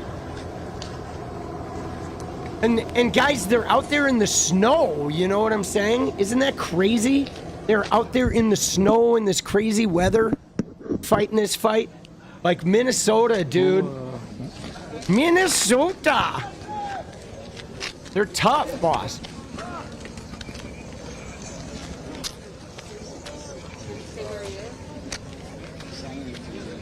And yes, guys, so I have heard about that journalist. We're probably going to cover it tomorrow, the one who got hired by ICE. And then DHS said, oh, we didn't hire you. Dude, it's pretty crazy. Dude, DHS doesn't even know who they're hiring, guys. They're so, like, whacked out. They are so unaware of what's going on, boss. Oh, here we go. We're about to have the interview, guys. Now, I'm going to pause right here because I want to say something. First off, I think tomorrow we are going to cover that there is a reporter who got hired, and you're going to find out that the hiring at ICE is like completely off the rails. There's no guardrails. They're not checking anyone. There's like probably like child molesters and shit and criminals that like are working for ICE right now because they are so understaffed that they're literally just taking anyone, hardly an interview process. It is gnarly how easy it is to get hired. Okay. The other thing I wanted to say was that there is a general strike in Minneapolis. Okay. Somebody had, like, was accosting me in my YouTube comments about like, stop watching Anna. Tell me about the general strike. I'm not really the general strike guy. I feel like that's more like Hassan's territory. You know what I mean? Or maybe Mike at PA will know that. But I do know that there is a general strike happening in Minneapolis. I'm just a color commentator here to make everybody laugh and make your life easier. I'm not like a socialist organizer. Okay? I mean, I'm not. Dude, I'm like, you know, I just edit videos and fucking hang out and watch this shit. But there is a general strike happening in Minneapolis that's being organized to revolt against this. And I believe there is some talk about one happening possibly nationally. Now, of course, that's complicated for me because if there was a full general strike, I don't think I'd be able to be on the air. I think we'd be down. If there was a full general strike and everyone walked out on YouTube, I don't know if we're even on the airwaves. So I don't necessarily want it to be a complete general strike. I hope there's a handful of people that still show up at work at YouTube so I can be here covering this. I don't want an Iranian blackout or anything like that happening, you know, because I don't want to lose the airwaves. You know what I mean? But that's just me, right? But there is a general strike being planned in Minneapolis because they are like, they kind of need to revolt. They're literally, guys, they're under attack, man. All right, let's see this interview. You okay? Yeah. Fuck. See, I think I saw this guy. Wasn't he throwing tear gas and shit back? I think he was, man. Status quo, what happened to you? Well, you know, telling ICE to get out of here. I wanted a little too close, and one of them decided to unload their a clip of paintball onto my thigh. Yeah, I can see a mark on your pants there, I think. Yeah. I tried to guard myself by holding. There was a stray TV laying around here. I was just like, I'm gonna use that as a shield. And the guy's like, "Oh, you want to be smart?" Right into my thigh. So yeah. Here we are now. What brings you out? What inspired you to come out here in this sort of violence that's happening? This is my home. The fact that I had to watch not only the people that are supposed to protect and serve our people fail us on multiple accounts, the fact that it happened so many times in such a short span, even with the context of George Floyd back in 2020, like it's not tolerated. This is too fucking much. There needs to be a change, and I shouldn't have to constantly be looking over my back 24/7 just to live my life. How am I supposed to be able to feel comfortable in my own skin when I have to go home and talk to my 9-year-old little brother and tell him that he has to be mentally prepared for shit like this in the future? Yeah. See, dude, that's rough when you think about it. And guys, let me just tell you, if you know some black people in America, especially if they're down on the like lower income level, they literally are looking over their shoulder like all day long, right? Because it's like at any given moment, somebody could identify them as a criminal or a cop could roll up and like racially profile them, and they may not live to tell about it. And so they literally have to raise their kids to be like, keep your head on a swivel, right? They cannot move in our society without a potential like murder or internment, right? Murder or being incarcerated. At any given moment, it is fucking insane. You know what I'm saying? Yeah, Hispanics, all people of color, man, especially if you're a guy, right? If you're a black guy or Hispanic guy, I mean, now obviously with ICE, Hispanic people are like under immediate threat. But dude, it's like racial profiling. You can be walking down the street doing nothing, and a cop will roll up and just put you against a tree and start shaking you down for no goddamn reason. And that never happens to white people. You have to be like homeless and tattooed and doing some crazy mental health shit. You know what I'm saying? But like for people of color, man, it's their fucking reality. And dude, like, you know, can you imagine how on edge you are when you can't even walk through your own fucking neighborhood without worrying about maybe you're going to go to prison tonight for nothing, or maybe you're going to get shot? Dude, it's crazy.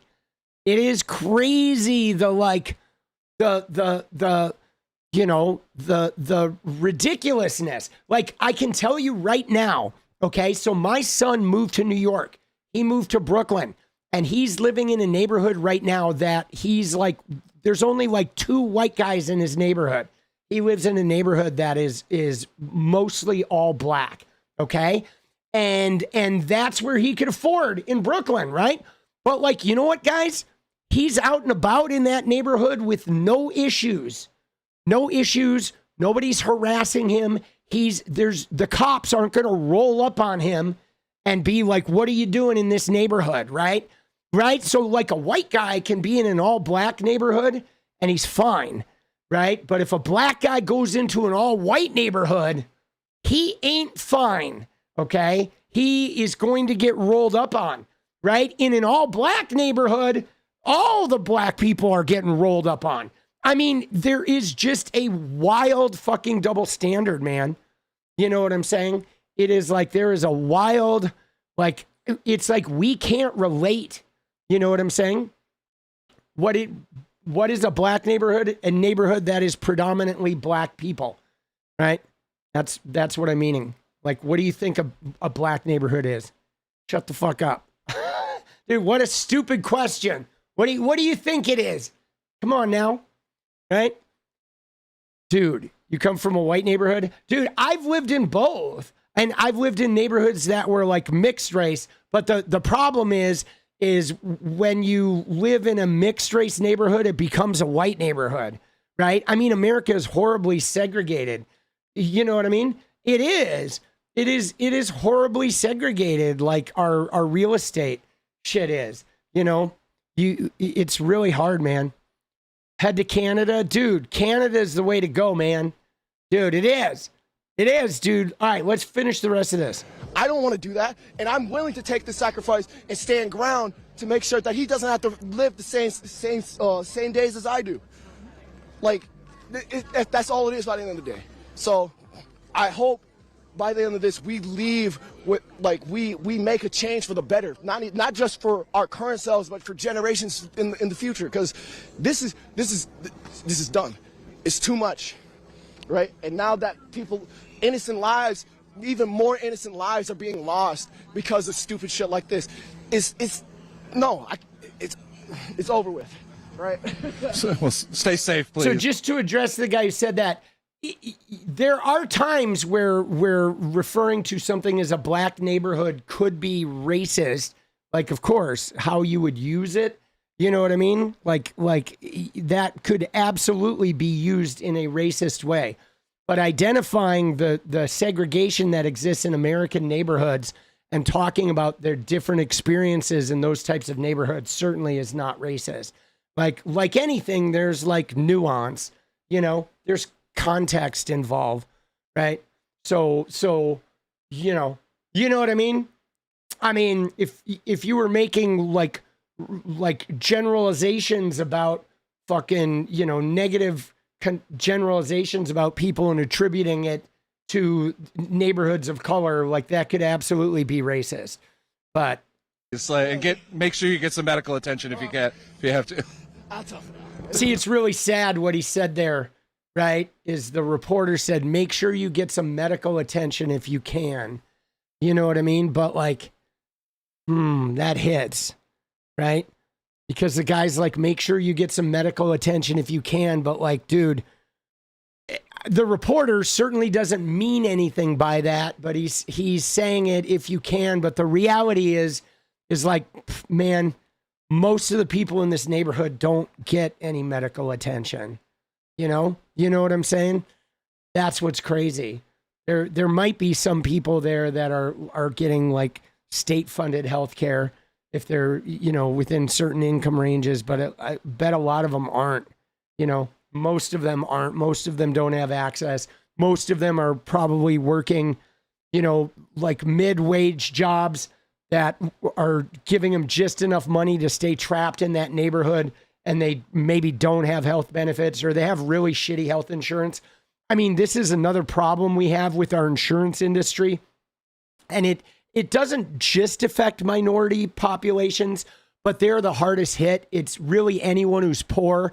And because a lot of minorities are trapped in poverty because of the way our system is, it you know, like extra affects minority populations. But so what happens is with some of these lower wage, especially industrial jobs, when you're in factories or foundries, a lot of these people get access to health insurance plans that cover nothing. Okay. They pay for it, but then the plans literally have like so many clauses that they opt out that they're paying for insurance that literally almost doesn't cover them at all. Like they'd almost be better off without, you know what I'm saying? That would almost be better off without, okay? Without the stuff. And no, they removed the documents, boss. They cut that shit out and we're fine. Don't worry about it. Right? You know what I mean? It's like it is pretty crazy, you know? But man, I don't know, dude. I love the fucking, I don't know, I love the spirit of these guys. You know, these people that are fighting this fight in Minnesota. You know what I mean? You know what I mean? The spirit of these guys. But like, there's a lot of people on the front lines.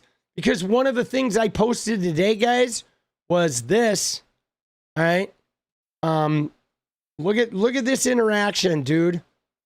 This is from earlier today. Okay, look at this. Just watch this. Okay? Watch this. This is a woman who is like, there's like a protest in front of a house that ICE was raiding, and this woman's just trying to go to her doctor's appointment. Okay? That's all that's happening. She's got a doctor's appointment. They have the road blocked off, and she is like, I got to go to a doctor's appointment. Can I get through here? But watch what they do to this woman.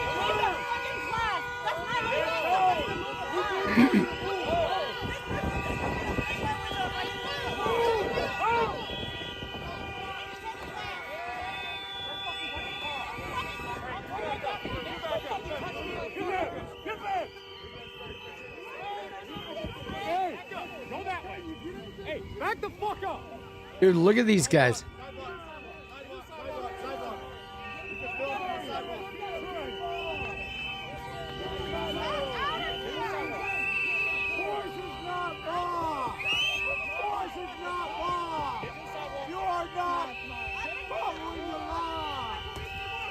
Dude, look at that.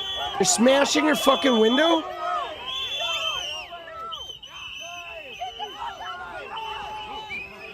Dude, they're fucking breaking into her fucking car, bro.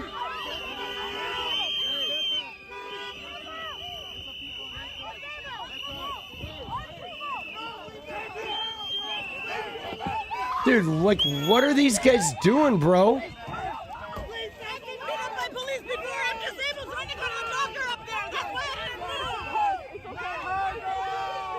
They cut her seatbelt. They're destroying her fucking property.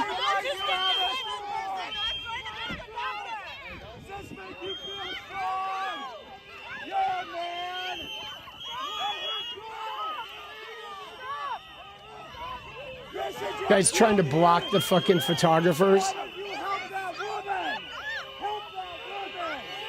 Why don't you help someone? All you do is Dude. hurt. All you do is hurt. Dude, they cut her seatbelt, right? And smashed the window. And I'm like, dude, my comment here, dude, is like, what the fuck is this, bro? Right? Like, we simply cannot allow this. But look at this. I feel like right here, dude, our founding fathers would have been loading their fucking muskets, boss. Right?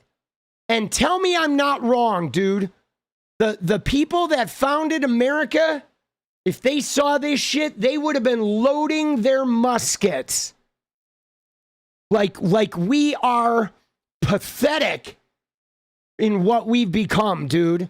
That like our founding fathers, the people who founded this country, would be loading the muskets and it would be go time. You know? And this is what's going on here. And you know what's crazy is supposedly the 1776 don't tread on me people, they're the ones cheering this shit, bro. Right? They're cheering this shit. It's fucking disgusting, boss.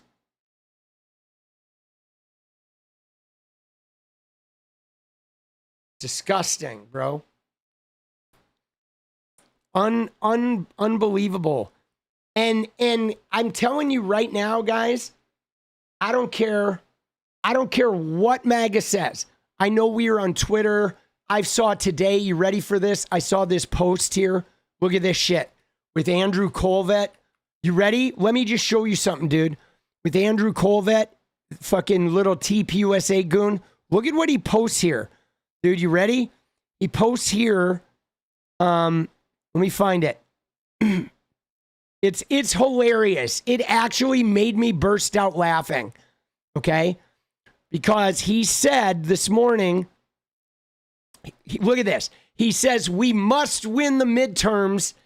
He says, and we can. I'm more convinced than ever that the economic numbers will be extremely good.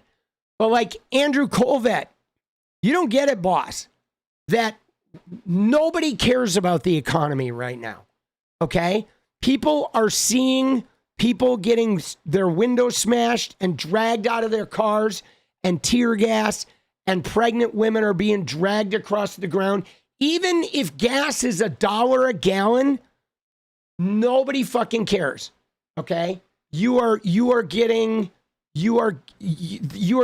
worked, right? He is absolutely delusional. I'm like, dude, you're in a dream world, bro. I'm like, but you also tweet from a dead man's Twitter account and do a podcast with an empty chair. So you are lost in the sauce. But I'm like, dude, this is like Jay Jones shit. Okay? Jay Jones, remember? They were like, oh my God, Jay Jones said he's going to kill your kids and he won by 10 points. Like, they don't understand that it does not matter. This war in the streets, people are voting them out. They're getting voted out. They're delusional. Oh, we can win the midterms. Dude, you ain't winning the midterms, Andrew 𝗏𝗽𝗪. I don't care how much Erica Kirk does her little WWE, like, fucking pyrotechnics. You guys ain't winning the midterms. Like, it is going to be a blue tsunami. Let me see if I missed some of these here. Dude, straight up, that was a carjacking. Yes, it was, Under. You were not wrong. That was a carjacking. Straight up. And then it says here, what do we got? Nazis were thieves. ICE likely taking property. Yeah, Tony. No, that's true too. That they are probably looting shit.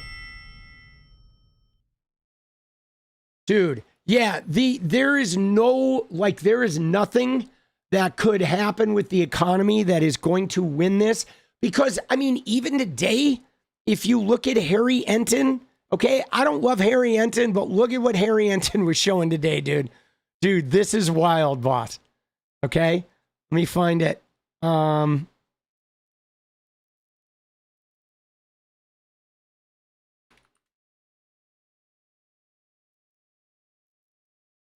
Ready? Look at this. Dude, watch this. Let's look at some of the Harry Enton shit. Dude, all right, there's a couple of things here, though. Here's one. This morning, what about the kids? Perhaps no group swung more in the 2024 election than younger voters. They were decisive in Donald Trump's win. We've got new data this morning on what they think now. With us now, CNN chief data analyst Harry Enton.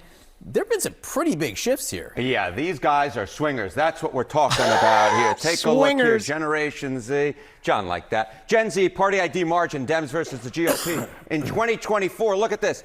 It was just a 6-point margin between the Democrats and Republicans. Democrats just led by 6 points. Very small. Remember, Donald Trump did very well for a Republican candidate amongst the youngest part of the electorate. But take a look here. 2025. Hello. a huge widening of the Plus lead 20. for Democrats among Generation Z, Yikes. tripling their lead on party identification from 6 all the way up to 20. That was, in fact, the largest shift, considerably more so than any other group. Yes, there was a shift in the overall electorate, but this more than double the shift that we saw among the electorate at large towards the Democratic Party. Okay, and we said it was decisive for Donald Trump. How have Dude, he is perky. shifted toward Donald Trump among this Watch group? this, Okay, though. so This is crazy. In some ways, you know, you might say this, oh, this doesn't necessarily apply to Donald Trump. It absolutely does apply to Donald Trump. I mean, he has just fallen off a cliff when it comes to Generation Z. Look at Dude, minus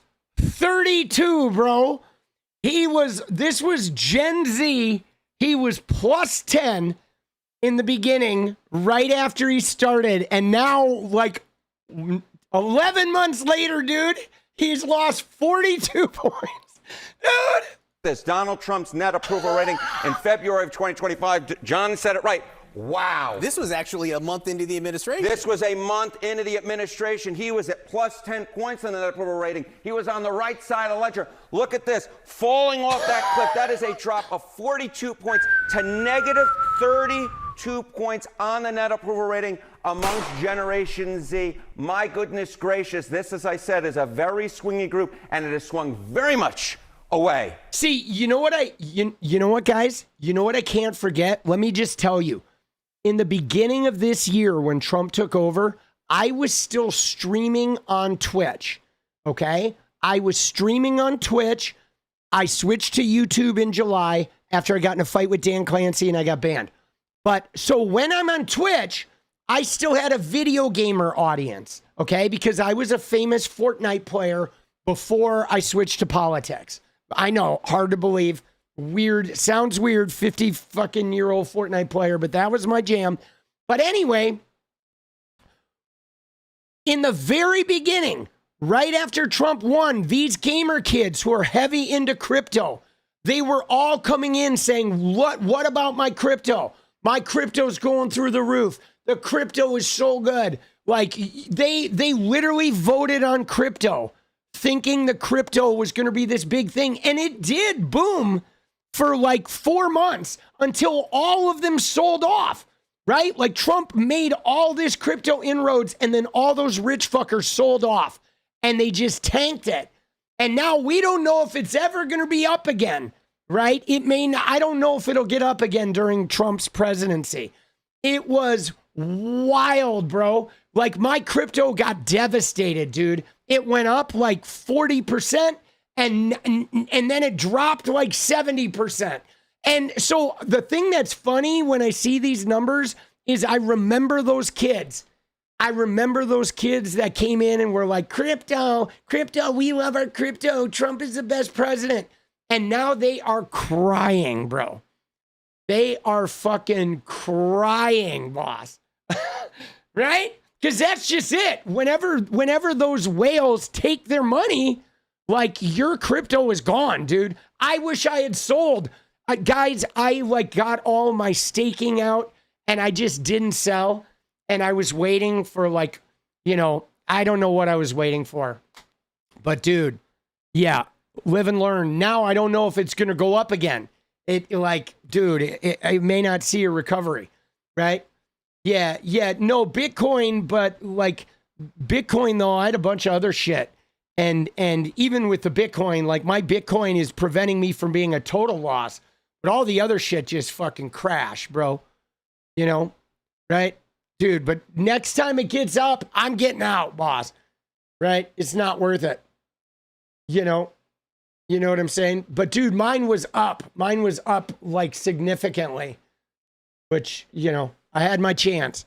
But so that's one. Now watch this though. You ready? This one is the other one, dude. Let me show you the other Harry Enton today because this one is crazy, boss.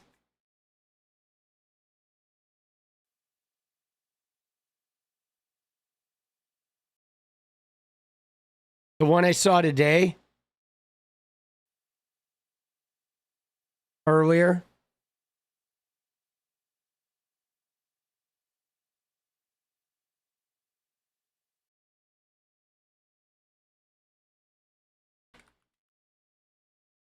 Because remember, immigration is Trump's number one fucking thing. Oh yeah, here it is, dude. Look at this one. Okay, immigration is immigration is Trump's number one fucking thing, boss. Okay, this is his fucking mainstay. Let me see if I can find a higher quality. No, I guess not. I guess we're gonna have to go with this one.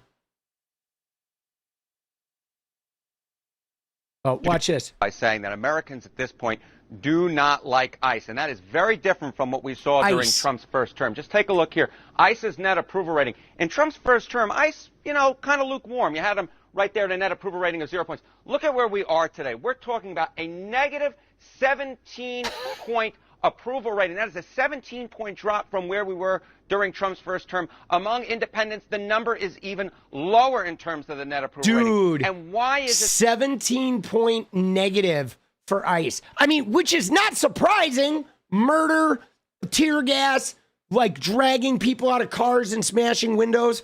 Like, of course it's not surprising. But negative 17 among independents, it's even lower.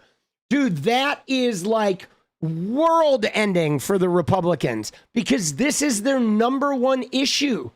Okay, their number one issue is immigration, and this is like going downhill for them. Their number one issue is turning against them. That ICE is so unpopular at this point. Well, take a look at our new CNN SSRS poll, and I think this sort of gives the game away. ICE enforcement is making U.S. cities less safe. Look at this, 51%. Yikes. 51% of Americans say that ICE enforcement in cities is making those cities less safe. That includes 59% of Americans who live in cities, compared to just 31% who say that, in fact, ICE enforcement is making U.S. cities more safe. So what we see here is Trump and ICE losing this argument over ICE going into cities, making them more safe. Now, of course, the ICE discussion is part of a larger argument, right? A larger discussion about immigration enforcement in this country.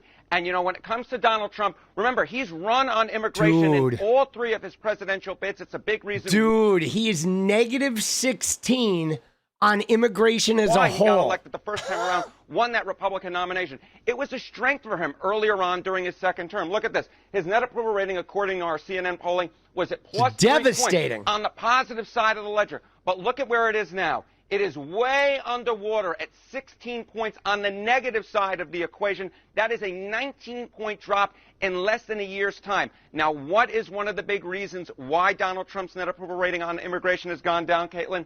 Well, it simply comes down to this. Trump's gone too far in deporting undocumented immigrants. Look at this. Back in February of 2025, it was 45%. Now it's a majority of Americans, 52%, and that includes Caitlin Collins, 56% of independents. The bottom line is this. Dude, ICE and brutal. Trump are losing the argument when it comes to the American people. They don't like this immigration enforcement, and it is costing Trump political points at this time, Caitlin. Dude, see, that's just it. Like, there's a bubble, okay? There is a bubble that exists on, like, Twitter, okay? On Twitter, if you get on Twitter, Elon Musk will inundate you with right-wing accounts where it seems like all of America is happy about this shit. But, like, dude, it's going to get worse. Because what's already happening is that Trump is flailing, okay? He's flailing because they're not getting a lot of deportations. All this, I mean, I know that they say this big game about, like, we will crush you, and we're not bothered, right? We're not bothered. If, you know, that's what they say. Oh, we're not bothered if you, like, you want to show up, we're going to arrest you all. But, guys, these citizen involvements are killing their immigration program, guys. They are bleeding money. Resources are just bleeding out, and it's costing them, like, tens of millions of dollars to deport like one person. They're going to chew up their whole budget, and they don't have enough resources to deport a lot of people because they're being so stymied. They're being slowed down. They're being like blocked in. Like the immigrants are being protected. People are standing up and fighting them, so they have to spend all day to accomplish something that should take them 1 hour. I mean, it is just insane. I remember waking up to crypto being here See a new confidence level for all these computer people. They light up like me eating dessert, then crash. Yes, Tony. Dude, you ain't wrong, boss. Dude. You know, yeah, I ultimately, I just, you know, I don't think, I don't think that his Gestapo police force is going to work for him, guys. You know, America's a big country. America's a powerful, you know, there's a lot of powerful factions, of people in America. But let me just show you guys this, because this is what I've been thinking about. Okay. I've been thinking about this. Let me find the post, but it is something I posted earlier today that I can't stop thinking about. And it is,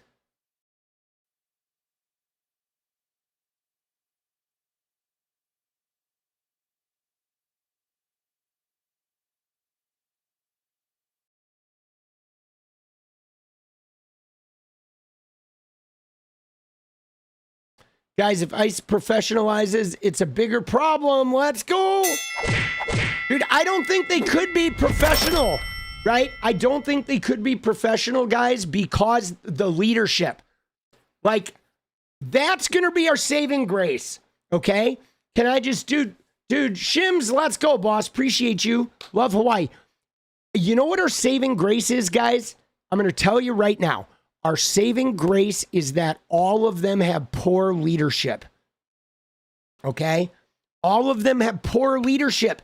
And what's wild about it is if you go back, okay? I hate to say this, if you go back to the German situation with the Nazis and Hitler, and are there similarities? Absolutely.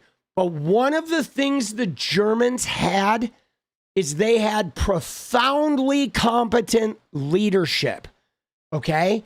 Those guys were like a well-oiled machine of leadership in Germany, okay? The Nazis in Germany were effective. They were smart. They were strategic. They carried their shit out to a T. And they were very like... They took no rebellion from the ranks below them. They were ferocious, like mobsters, but really, really like you fucked around with them and they ended you. Okay. They were like crazy, severe, and disciplined. Yes. Discipline is a great word for it.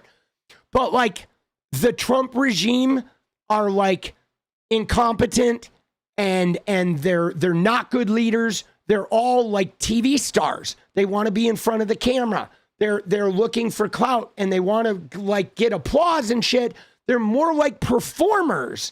Okay. The Trump people are.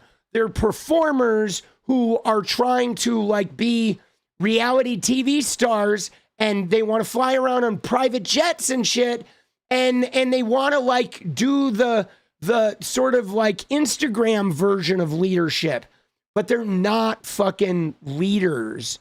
You know what I'm saying? They're not like the Trump people are terrible leaders. And there's all kinds of like insubordination and people like trying to like overtake other people and infighting and like they're busy like, you know, 𝗙cie Patel is busy using government jets to fly to see his girlfriend's gigs, dude. He doesn't know what the fuck is going on with the FBI. He's not strategizing some, like they're flying by the seat of their fucking pants, guys. They are. Crazy rivalries. Blockading German access to coffee won us the war. Let's go. That's crazy, dude. Let's go, Tony. You know what I mean? So the thing that's going to save us, what's going to save us is that the Trump people, like they don't have any leadership. And you see it even with the ICE out there, like everybody's ragtag. There's no chain of command, really, right? There's Bovino walking around, but that guy's also just posturing for cameras. They are not effective. And I think people in the resistance are far more effective, guys. They really are. There are people that are working in the resistance here, guys, that have been doing this shit for a long time. They hone their skills with George Floyd. They hone their skills with Ferguson. You know what I'm saying? They hone their skills on like the many police killings, the shit with Cop City in Atlanta. Like we have a ragtag bunch of people, activists that have been, you know, doing shit in America like Greta Thunberg has been doing for the environment. These people have been fighting cops and fighting the militarization of the American police for you know, 40 years. You know what I'm saying? You know what I mean? And so like I'm very confident. And dude, Thomas, you gotta like quit like your fears talking, boss. Okay? Like talking about the reality is not underestimating. Nobody's saying forget about them. Like, oh yeah, let's just go to the beach. I mean, it's all about awareness and shit. But these guys, like, I'm just telling you, there's no way these guys can win because we are more talented. We are fighting from a better place. Okay, even with the ICE agents, you know. And I mean, I love you, boss. I get it, but like, dude, don't be afraid. All right, this is not about underestimating. It's about reality. Like, these guys are not fighting from a good place. Even with these goons that are getting money, a lot of these guys that are ICE agents, even the Proud Boys, they're just getting a paycheck, guys. This doesn't really mean anything to them. You know what I'm saying? It really doesn't. They're not like, their life or death doesn't matter on arresting some fucking protesters. Whereas the protesters, our life or death really does matter on this shit. It's like the difference between being free or going to jail. And I guarantee you I'm not underestimating these guys, but I am not going to live in fear. I'm not afraid of them, and I am not worried for a second that we are going to lose this battle. Now, that doesn't mean it's not going to escalate, and that doesn't mean it's not going to get uglier, but dude, we're going to fucking win, bro. We are. We are. Now, my thing, the reason why I led up to this is because this is what I want to see. Like, look at what Trump said today. Okay, you ready? He said, effective February 1st, no more payments will be made by the federal government to states for their corrupt criminal protection centers known as sanctuary cities. All they do is breed crime and violence. If states want them, they will have to pay for them, make America great again. So Trump is like threatening the money. Okay, he is. Trump is threatening the money. And now he's being battled in court. There was just a court decision today where he's forced to send SNAP funds. There's a lot of court decisions. Trump is trying to take the money away from Congress, and he is trying to withhold money as a means of punishment. But he's going to lose all of those battles in the courts. He's never going to win. But you know what I want to see, guys? What I want to see is this. I want to see this right here. I want to see a consideration of blue states to intercept payroll withholding taxes. Okay, proud of y'all. Y'all, all the differences aside, let's go, dude. Let's go, Tony. We love you. All right? Dude, I want to see this, okay? Because, guys, Trump, I feel like he's operating lawlessly, okay? He is, you know, breaking federal law with the EFTA every single day, way out of compliance with the Epstein files. They signed that law. ICE is breaking a bunch of laws. They're attempting to withhold money, okay? And now maybe we're not going to like start this yet, but I think we should be looking into it, okay? We should be looking into how we could intercept this, because right now employers pay it through a portal. They go online and they pay that money automatically. The employers do. There's a website. And now what they're trying to do is they're trying to take away that portal and do it straight through the IRS. But I think states need to consider setting up a back door where they start making it like, here's the deal. Now you're going to do your employee withholding to this state address. And if not, we're going to shut your business down. They may have to play like strong arm with it. And what may end up happening is like red businesses may try to send their money to the federal government and blue businesses send their money to the states. But we do have to consider some type of interception of a withholding, or if he's going to constantly threaten money, we have to threaten money too. Okay, we have to restrict their money supply, you know, and so I'm sure they're looking into this. I mean, it would be complicated, but I believe we're going to win, guys. Okay, we are going to win. It starts with the House. Okay, let me just tell you this. Okay, let me just tell you, it starts with the House. Okay, we got to keep our shit together. It's going to get worse, guys. It is. It's going to get more rabid. They are attacking Minneapolis. They're attacking Minnesota. You notice he kind of let up on Portland, and he kind of let up, right? He let up on Portland, and he let up on California, and he let up hugely on New York. And I think there's a reason he did this, guys, because there's just too much resistance. Like part of the reason why they're attacking Minnesota is like a 52-48 state. Okay, it is. It's like a 5% state. There is a significant red, bastion in Minnesota, and it's like right outside Minneapolis. So like by attacking Minneapolis, they think they have this buffer of support, and he's definitely trying to like make some inroads for Mike Lindell. Okay, but like I feel like they've let up. They left Portland, man. You know what I'm saying? They left Portland, they left California, they left Chicago, where they were just getting hammered. Okay, and so they're trying to do this Minnesota thing. And they have the fraud, but I feel like they're losing ground with the fraud. Yeah, Lindell's not going to win. It's going to backfire. Dude, they're not going to win in Minnesota for like 100 years after this. I'm telling you, dude, my prediction is I don't think Minnesota wins for 100 years. I don't think there's going to be a Republican government there, dude. They have just fucked themselves so bad. Yeah, dude, I think we might flip the Senate. Guys, we may get the Senate out of this. Can you imagine? Can you imagine if we get the Senate out of this? Dude, who is ICE? Like the suits? What do you mean?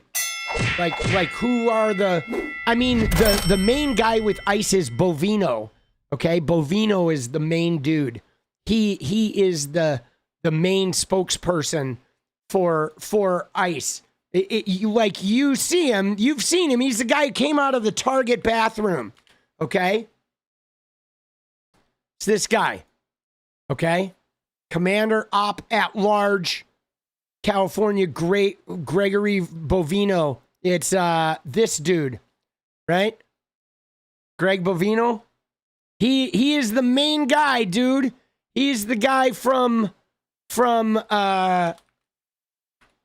he's the guy from the Target bathroom. Remember the guy who got chased out of Target? Right? When that dude's like, get your bitch ass out of here. And all the women are like, fuck you. Dude, that's him. He's like 5'4". Little G, boss. Right? He's a little guy. And so he is like the head of the Border Patrol, right? I think he's CBP. I'm pretty sure he's like, let's look at what his actual title is. He is, what is his actual title?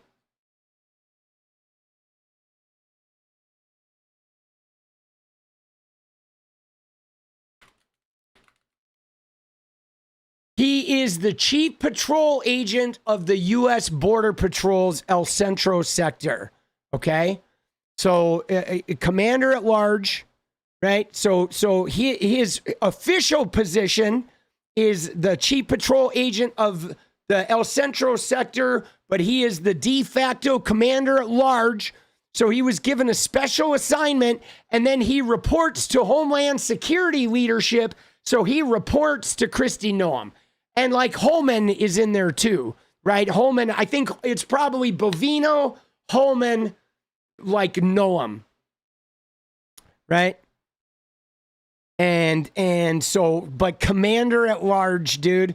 But he is such a goofball, dude. I mean, dude, he is. When you look at him, he's just short guy complex, boss, is what he is, right? He is like short guy complex. Dude. Dude, this picture is funny. Do you see that? Dude, so he took a picture, right? He took this picture in the orange room, right? He's like, you know, taking whatever. I'm ICE, right? You know, he's like, I am taking my picture of ICE. Think if Cheney had ICE or Bush.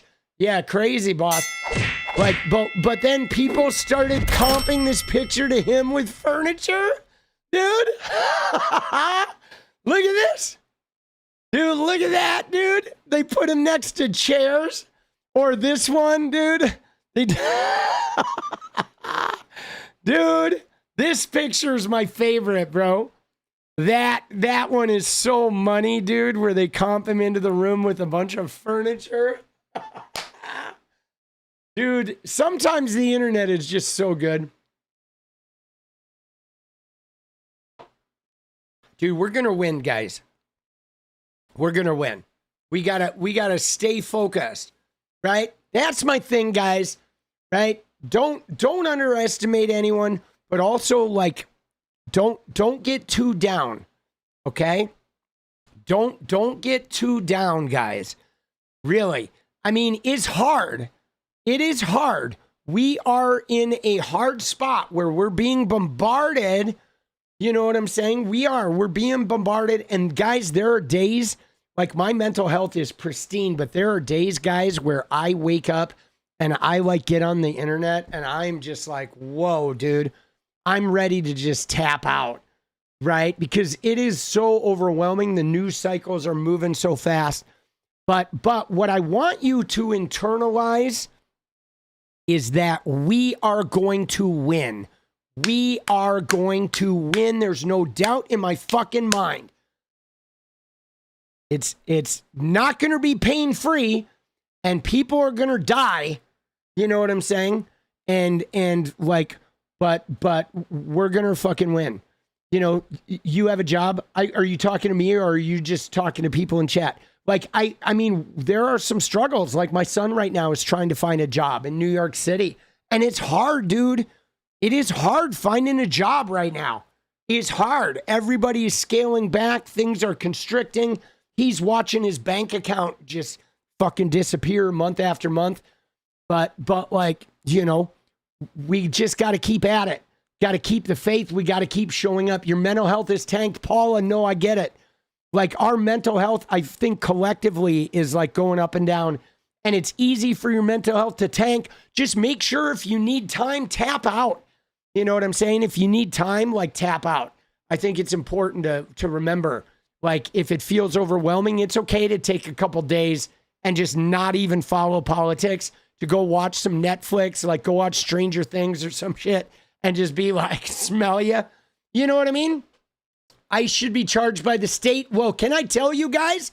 Let me show you something. Thank you, Kimberly. Let's go.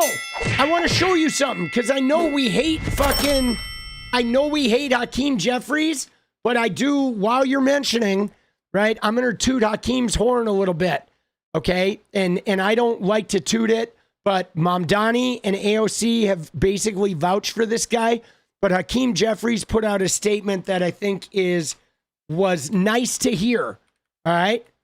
Let me just tell you, because, you know, I've been worried about this guy. We're all worried about this guy, but look at what he said today about this.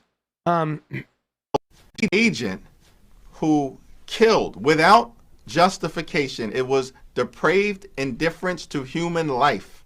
Renee Nicole Good should be alive today with her children. But J.D. Vance claims that ICE has absolute immunity. If you have a federal law enforcement official engaging in federal law enforcement action, that's a federal issue. That guy is protected by absolute immunity. He was doing his job. We don't believe they have absolute immunity. Every other law enforcement official has what's called qualified immunity at best. But absolute immunity is completely and totally out of control. As long as these ICE agents believe that they will not be held accountable for their behavior That's a either big one. by this administration or by the next subsequent one. administrations, because they've been given so-called absolute immunity, then you're going to see the behavior continue. If they know that they will be held accountable by the Congress or by a court of law, then I think there's real opportunity to see a change in behavior. Now, he said something else, though, guys. Let me find this thing right here. There's another thing here. Let me find this. You ready? Right here, dude. Watch this. This was today, okay? Now, that was a little bit about, hey, you don't have immunity, but watch this, guys. Hold on, let me take care of this real quick. How come American media still won't talk about the Bush administration? They jumped to Obama quick, especially Republicans, like Vietnam never happened. Yeah, I don't know, man. I don't know. I mean, the Bush family gets sort of revered because they had a long history, right?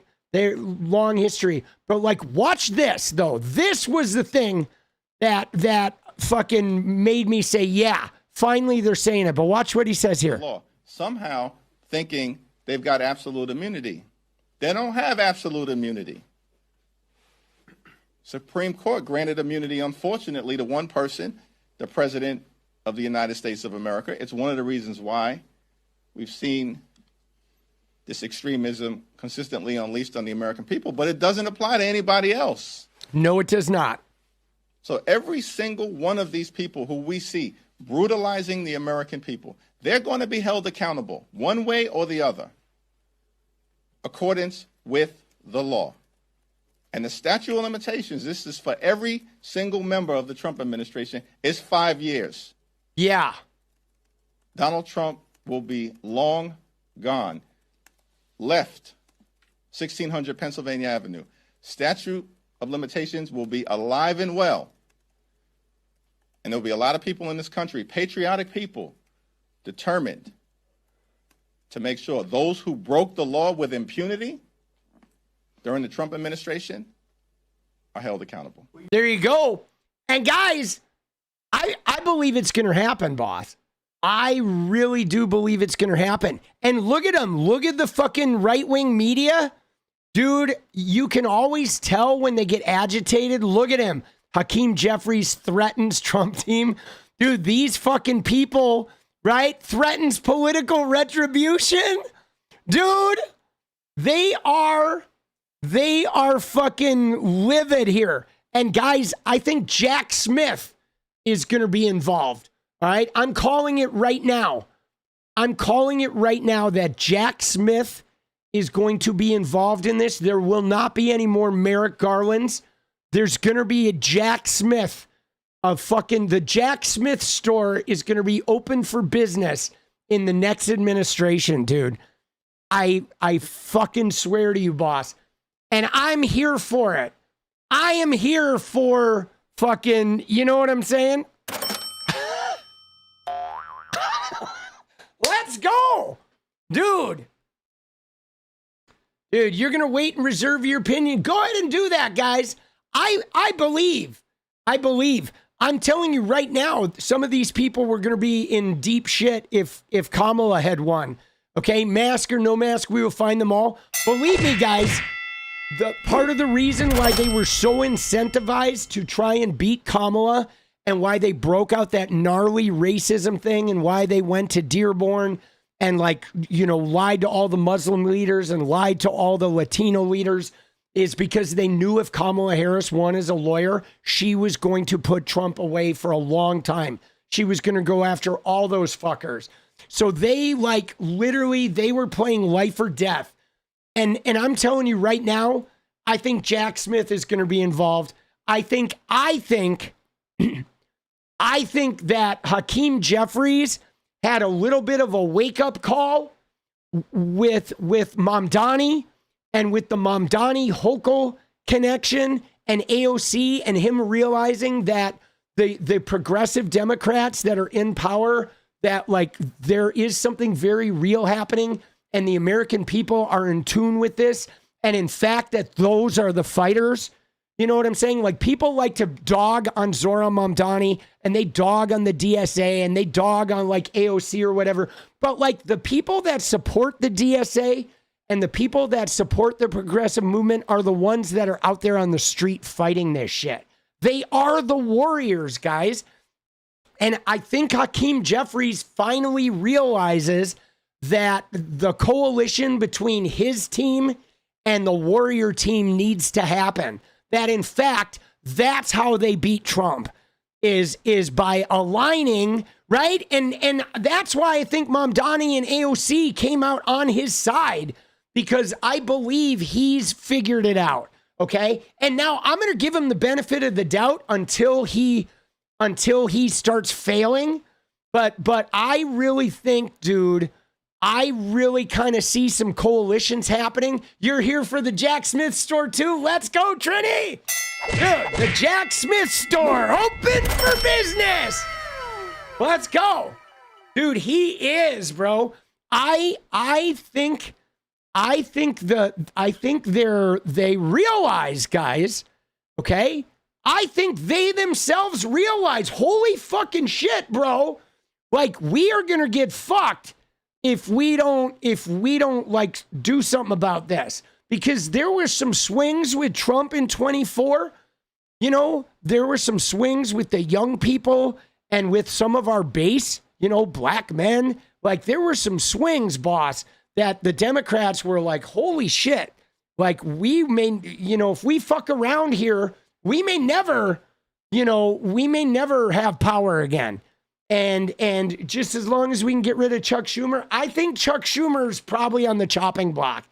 I think Chuck Schumer is like I've said before, I kind of see Chuck Schumer as right now, he's just taking the blame for everything. He is like the dog that everybody kicks when the shit goes wrong, and he just takes it, right? But it's going to be interesting, boss. It's going to be interesting. But all right, I'm going to go make some videos, okay? We can say it's a strong statement while acknowledging it's just a statement. Thinking back of codifying Roe. Yeah, but so Social Butterfly, though, like they didn't codify Roe not because they were weak, okay? They didn't codify Roe because they were playing a political game and Roe was their linchpin, right? They didn't codify it because that's what they were running on. If we don't win, Roe's in jeopardy. It wasn't that, oh, they were weak. They were using it as a political pawn the same way that Republicans use immigration.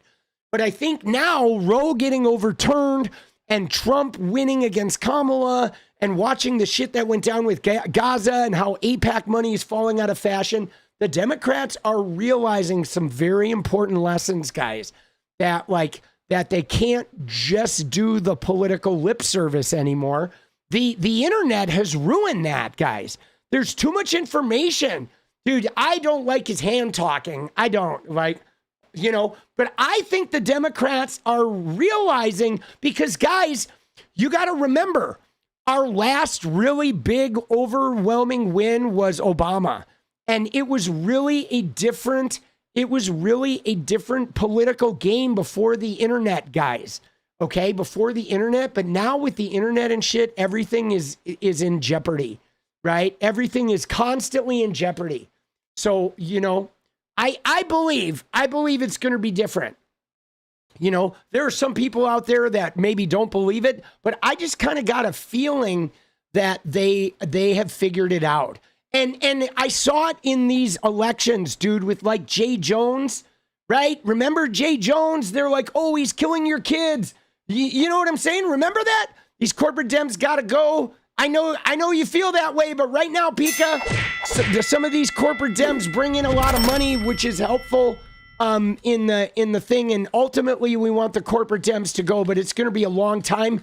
You're going to have to do some Supreme Court work and get rid of the money in politics before you're going to get rid of the corporate Dems.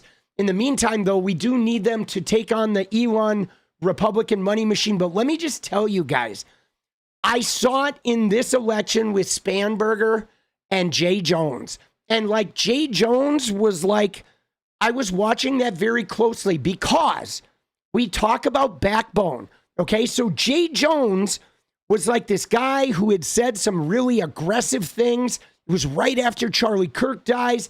They're painting Jay Jones as he's going to kill your kids. They had around-the-clock ads, right? They were ginning up the violence in Portland and Chicago, and that whole time they were looking for Jay Jones to drop out so their guy could win. They wanted to force him to heal. And normally the Democrats would say, yeah, Jay Jones, what you said, that's pretty offensive. You heal. And the Democrats said, fuck you. They dug in. They didn't even apologize for it. And they just bowled through, and the motherfucker won by 10 points after a political assassination. And like, let me tell you guys, that was a fucking big turning point for the Democratic Party. Okay? And you know what I'm saying? And now I kind of wish Tim Walz hadn't really like decided not to run, but I get it. He's whatever. He's not Jay Jones. But I think we're going to see a new reality of people who are just like, fuck you. Okay? And we do have to look on it. We have to look out for it. We have to hold them. Like the thing, guys, here's the thing I want to remember. I don't want us to stop protesting when we win. Okay? When we win, I want us to do effective protesting if we're not getting what we want. Okay, because we have a tendency as Democrats, as leftists, let me tell you, I've been watching this for 40 years. Once our people get in power, we get disappointed and then we get apathetic and we start feeling like, oh, they never listened to us. Oh, they're all corporate. Oh, this. We have to like show up with the same veracity when they have power that we do when we don't. Okay. And that doesn't mean we're going to go burn down buildings, but we do have to remain present and involved and actively like showing up if we need to protest their events and shit and letting them know we need forward motion. And if you're not getting it, you need to run, right? Uncle F, let's go, baby. Says, I'm a believer. Love always wins. Never by default, never by forfeit. Only after being beat down, kicked, and spit upon does love fight back. Okay? That's what I think, right? Keeping the liberals involved is going to be difficult as hell. It will, right? I think I'm hopeful, guys. I'm hopeful because we're experiencing a lot of like realities. I think people are really realizing that if we don't do this right and do this aggressively, like we're gonna get interned. You know what I'm saying? Like, I think it's obvious. I think Democrats are realizing, my God, dude, what are they doing? They raided a reporter's house from the Washington Post. They arrested James Comey. They arrested Tish James. They're trying to arrest Tim Walz. You have content creators going to states just trying to gin up whatever fake fraud controversy they can. You know, like I think Democrat leaders are realizing, holy shit, they're going to put us in fucking prison. Like if we don't show up and fight, like we're going to get sent to 𝗙COT, you know? And so I think we're on the cusp of some change, boss. I do. I believe it. And I'm going to be fighting for it, okay? I'm going to be fighting for this. And so the thing is if you want to know how to get money out of politics, here's what you need. Trumpy bringing back public humiliation for fun. Yes, 𝗙cie_𝗶𝗆, good to see you.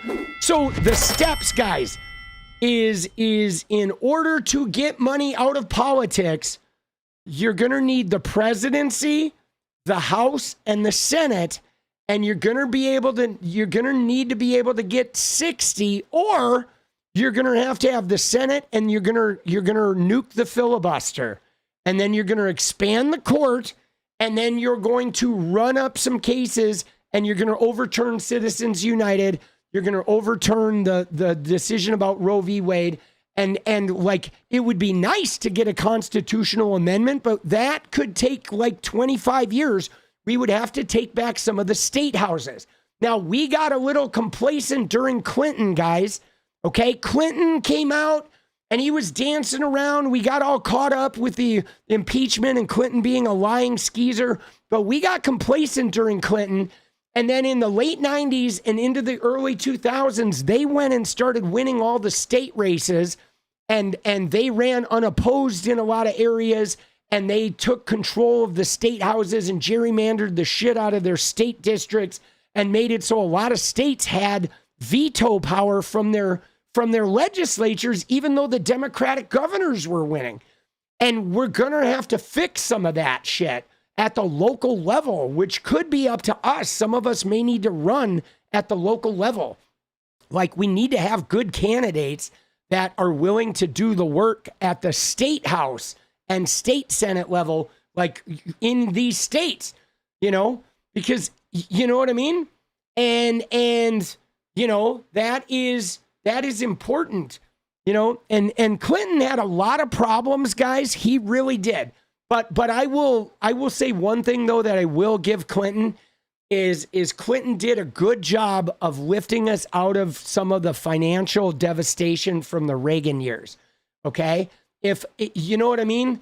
And I mean, I know we paid the price with the subprime mortgage crisis and shit like that, but Clinton, a lot of the 2000s were prosperous, and we were able to survive that subprime mortgage crisis, and Obama was able to get in there. A lot of that had to do with Clinton, you know, generating some prosperity and shit. Some of it was questionable, of course, with the free trade agreements and shit, but he really opened up a huge expansion that unfortunately, you know, it got taken advantage of later on, and then the corporate greed attached itself to it, and Walmart came to power, and they fucked it all up. But in the beginning, he did some really good shit about getting things moving. And yeah, it was before the fucking wars, like the Bush wars and the 20 years in Afghanistan fucked us over, and a lot of crises and shit.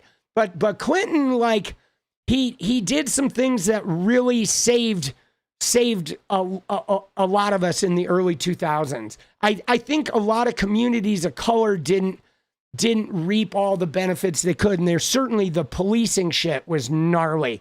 It was gnarly, but like we were, I don't know, man, we were in a fucking bind, dude. The crime in the 70s, 80s, and 90s was pretty crazy, dude. Dude, when I was younger, like in LA, the crime was like nuts, bro. There were like multiple carjackings like every day. Dude, it was crazy. Dude, in the 90s, like post fucking, you know what I'm saying? Like post Reagan, there was a lot of depression in that war on drugs, dude. Crime in the 90s was rough, bro.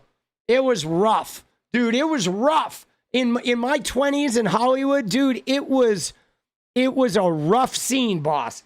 And I lost a lot of friends to drugs and stupid shit, dude. Yeah, no, New York in the 70s was crazy, dude. Dude, LA in the 90s was rough, bro. It is like now I hear people in LA talking about crime, and I'm like, dude, you have no idea. Like now, like rich people are crying because their homes are being robbed, and it's like, dude, shut up, bro. Like, you know, there were like carjackings in every fucking neighborhood, bro, in the 90s, dude. Every time you got in your car, you were like looking around, wondering if you were going to get carjacked. Dude, it was insane. In Hollywood, it was nuts, boss. Oh my God. Right? Oh shit, boss. Dude. Born and raised in Los Angeles. It was Vietnam in the 80s and 90s. And dude, there were serial killers. Like, boss, it was fucked up, dude. A lot of crack. A lot of crack, dude. A lot of crack. I had friends like spiral on crack, dude. Like, seriously, you talk about like, that was like the fastest drug from winner to loser. Like you would go from being on top of the world to the bottom. Nothing gets you to the bottom faster than crack cocaine did, dude.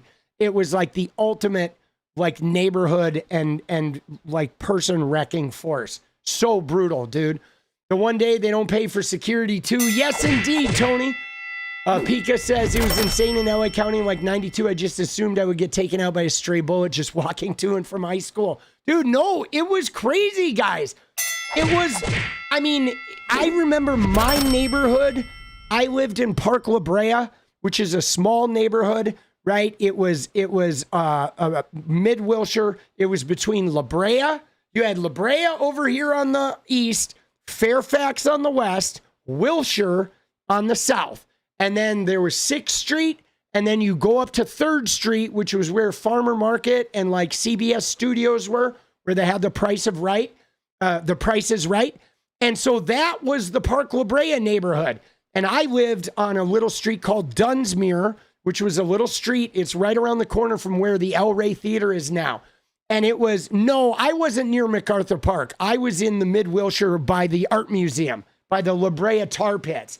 And so it was like a nice neighborhood, right? It was like, you know, we did not have a lot of active crime, but like the neighborhoods around it were constantly under assault. Like you go south to Pico and you go to the east where MacArthur Park was, which was, you know, you had to go across Highland and shit. MacArthur Park was probably like 2 miles away.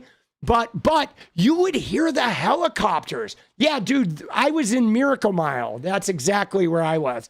And you would hear the helicopters, though, like every fucking night for like 3 hours a night. There were just helicopters like racing over. They would race over our neighborhood. They weren't usually in our neighborhood. Occasionally there would be a spillover and they'd be like looking for somebody hiding in the Park La Brea apartments. There was like a big like Park La Brea apartment area.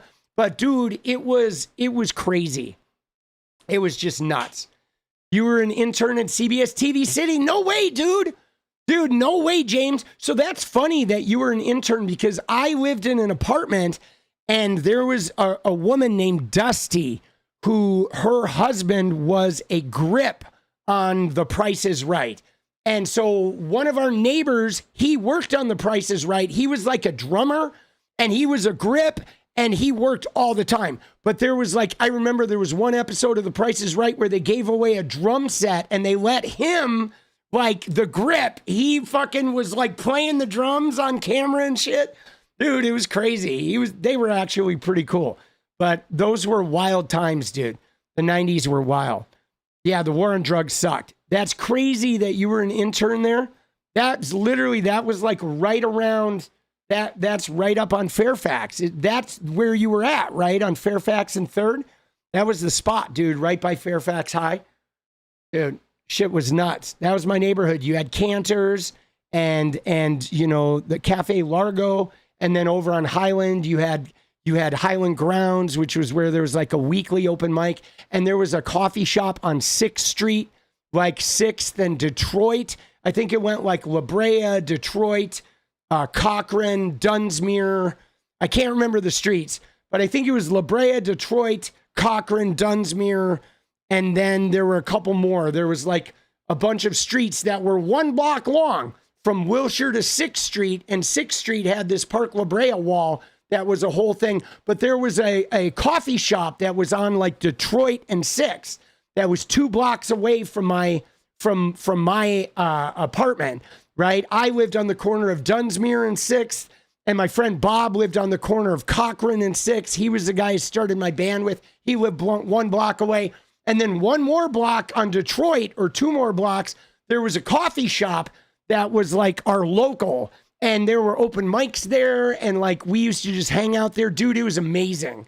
It was amazing. And then in the early 90s in that neighborhood, it was wild. There was a lot of like shit going down, but it was pretty cool, dude.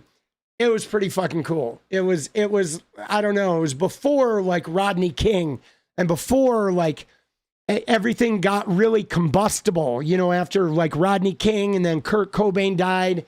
And like, you know, you had the fucking riots and shit, and everything got a little more complicated, like in the mid 90s, and crime got like real fucking out of hand and shit. But in the early 90s, like up until Rodney King, dude, it was pretty idyllic in that neighborhood, right? It was a good time to be like 21, 22. You had your first drink at the Largo. Oh shit. Right? And there was another bar up there called Molly Malone's. That was like an Irish pub. I don't know any of you guys who were in the 90s in LA. There was an Irish pub on Fairfax called Molly Malone's. That was pretty cool. The riots were like 92, yeah, like the spring of 92, right? And you know, there was just a lot of shit. There was OJ, right? There was a lot of trauma. OJ, and then Rodney King, then the riots, then fucking Kurt Cobain kills himself. All of that shit happened like in rapid succession, and people were like shell shocked in a way. You know what I'm saying? People were a little fucking like, whoa. We got a little shell shocked. Like shit, a lot of really big international shit happened, like one after the other. Yeah, it was crazy. And then you know, it was also like simultaneously. Okay, is Molly Malone still going strong? Let's go. Dude, simultaneously, what was happening is there were like cultural shifts that were happening. Like independent music was becoming the mainstream music, and rock clubs were being phased out for DJs. And so like as young people, the culture, the artistic culture we were used to living in was getting shaken up while our musical idols were unaliving themselves, and there were these racial like wars playing out on video cameras, and we were starting to see things that we had heard about, but you never actually got to see them. And there was like a real psychological damage, you know, somebody like O.J. Simpson, like murdering his wife. Like, dude, we're talking psychological damage where your heroes become your enemies. And while your artistic culture was shifting and everybody lost their footing. And then right in the early 2000s, the planes hit the World Trade Center. And it was like, what the fuck are we doing? And then we're at war, guys. And it was just like, dude, it was like mind blowing.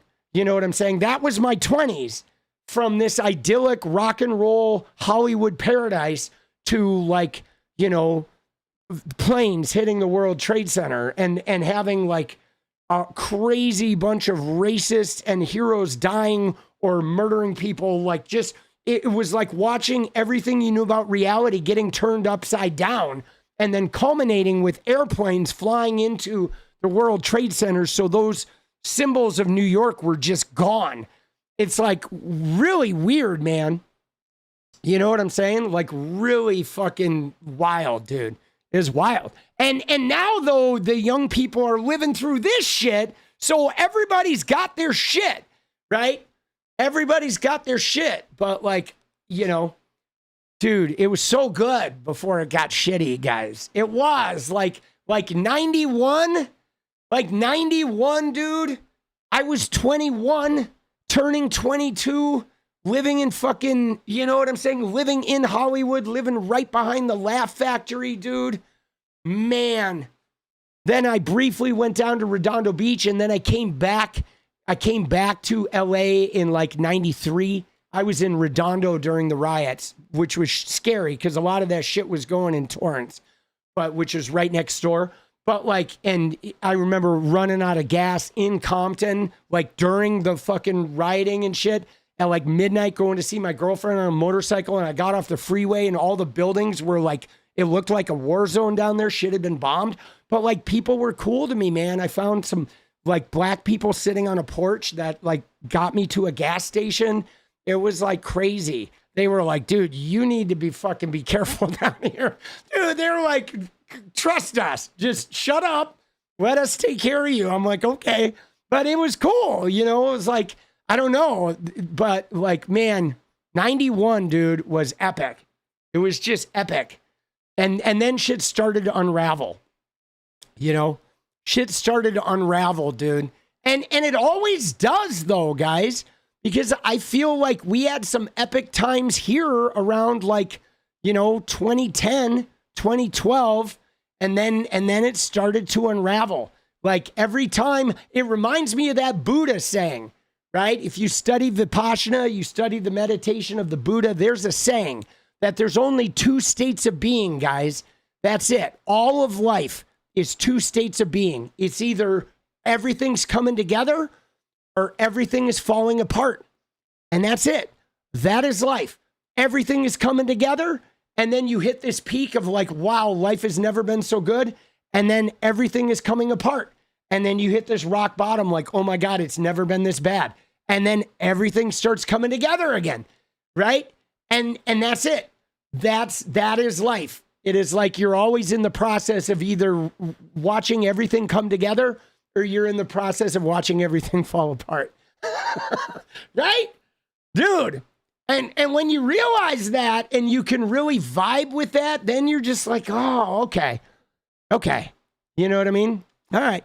But man, 91, Hollywood 91, living with my buddy Jeff from high school. We had a 1-bedroom apartment right behind the Laugh Factory on Sunset and Laurel. It was $550 a month. We paid $275 a month. I was working at UCLA in the marketing department of UCLA Extension. I was making $8 an hour, working part-time and living in an apartment in Hollywood. And like, it was amazing. Our neighbor looked just like Kim Basinger. She hated us because we played too much music. I was learning how to play guitar. And it was just, dude, it was nuts, bro.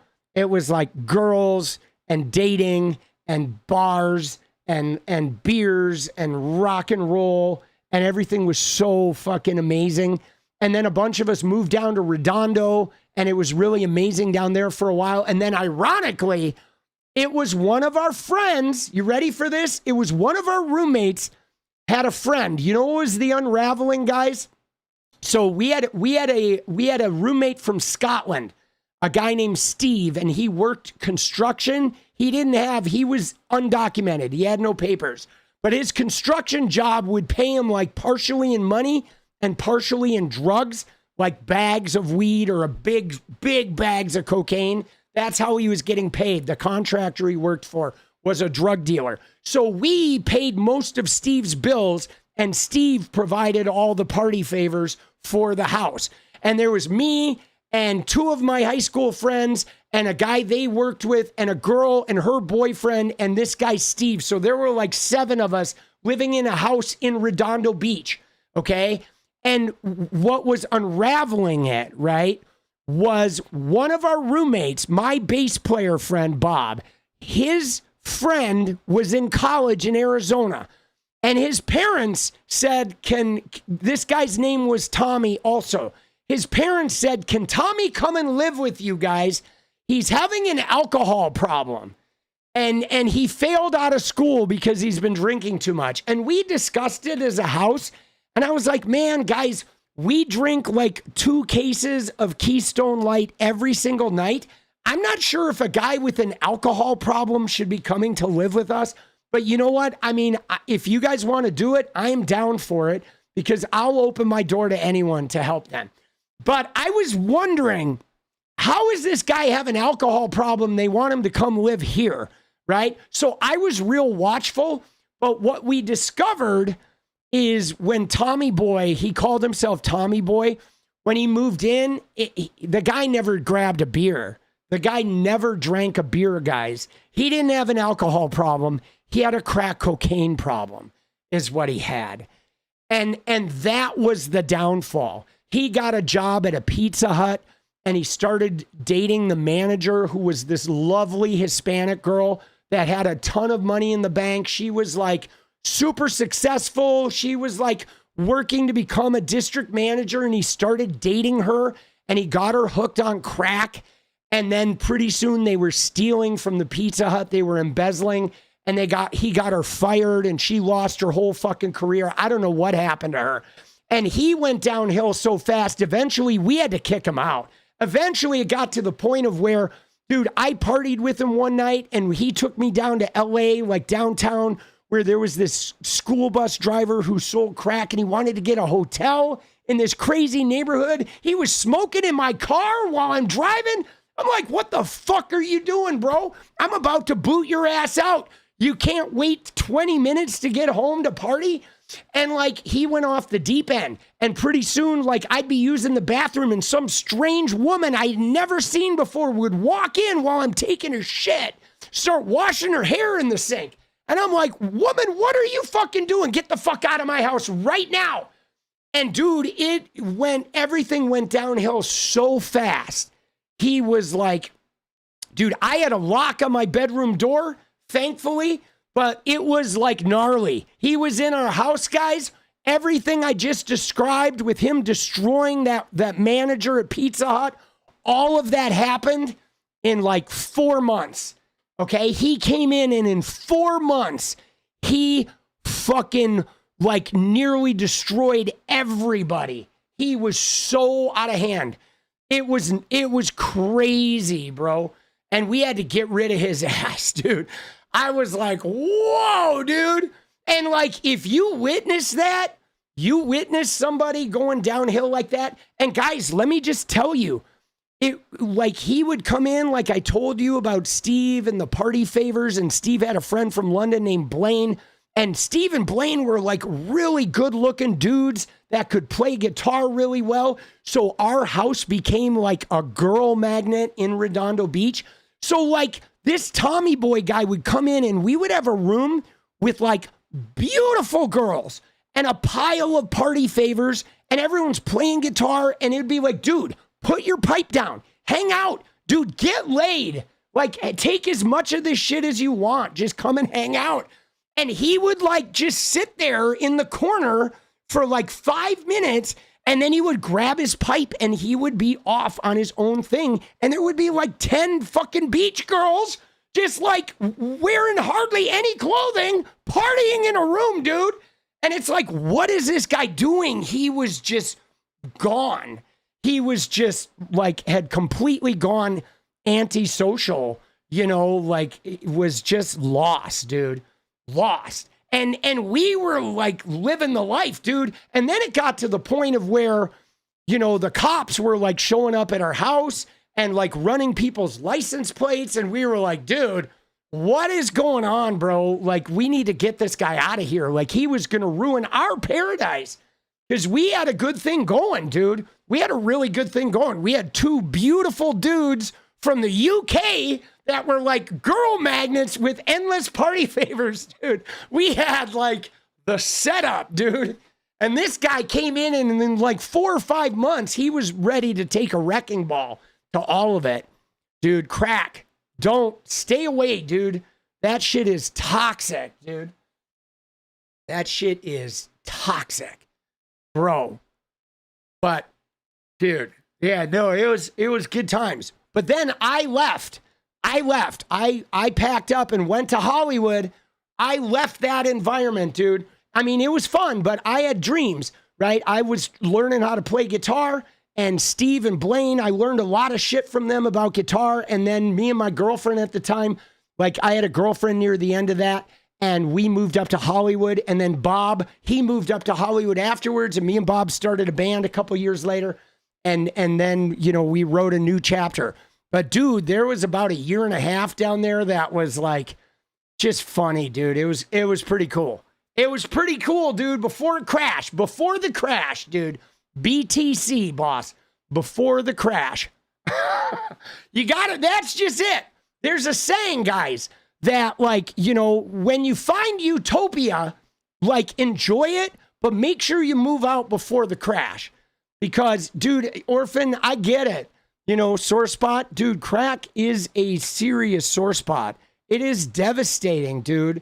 It is devastating. Like I've always said that the thing about crack, guys, and where it differentiates between any other drug is when you find somebody who is in the throes of crack addiction, like when they're in like that Tommy Boy guy was, you could take their rock and you could have a box full of like broken shards of glass that is razor sharp, and you could throw the rock in there and shake it to the bottom of that box, and that motherfucker will just start digging with his hands until he has no fingers left trying to get it. Like I called it like the animal drugs, where it contorts a part of the human soul where they become a lot more like just their straight animal nature than they are like human beings, and the light in their eye dims, and you like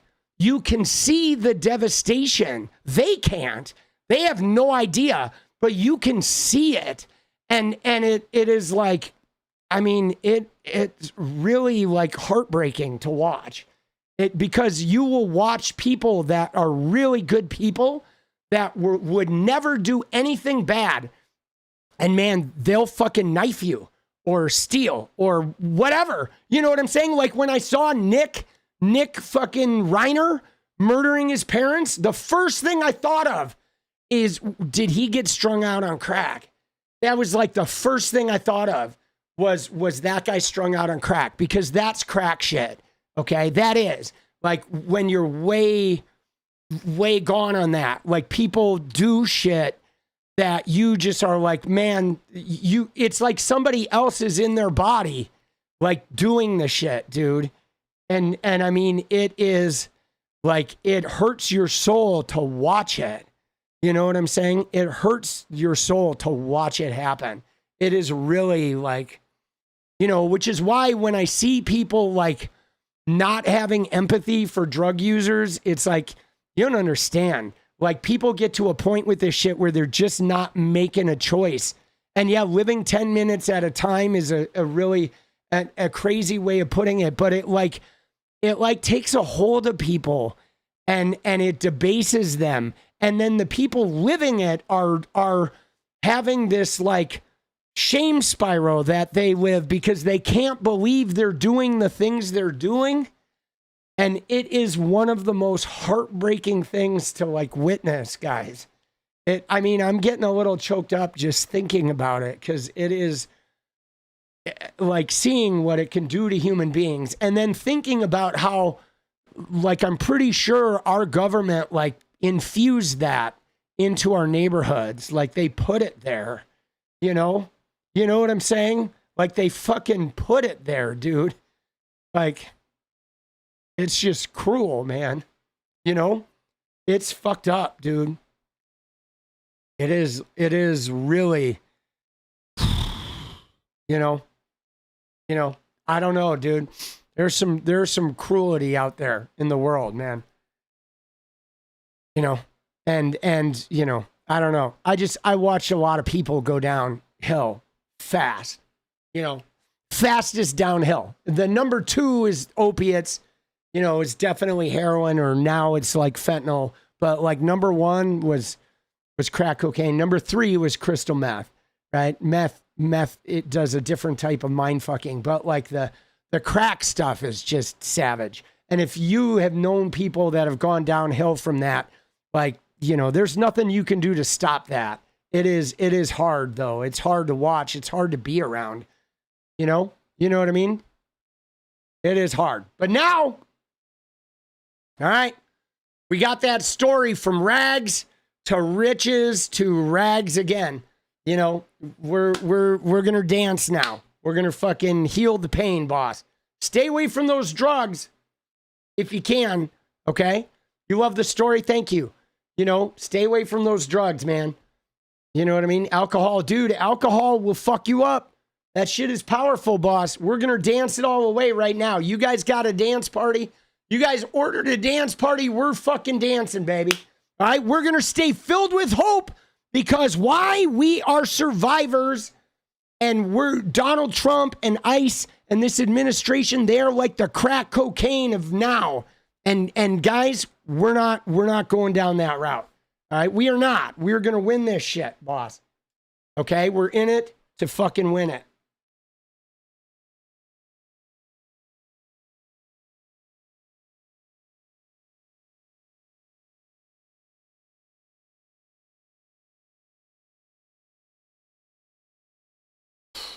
Let's go.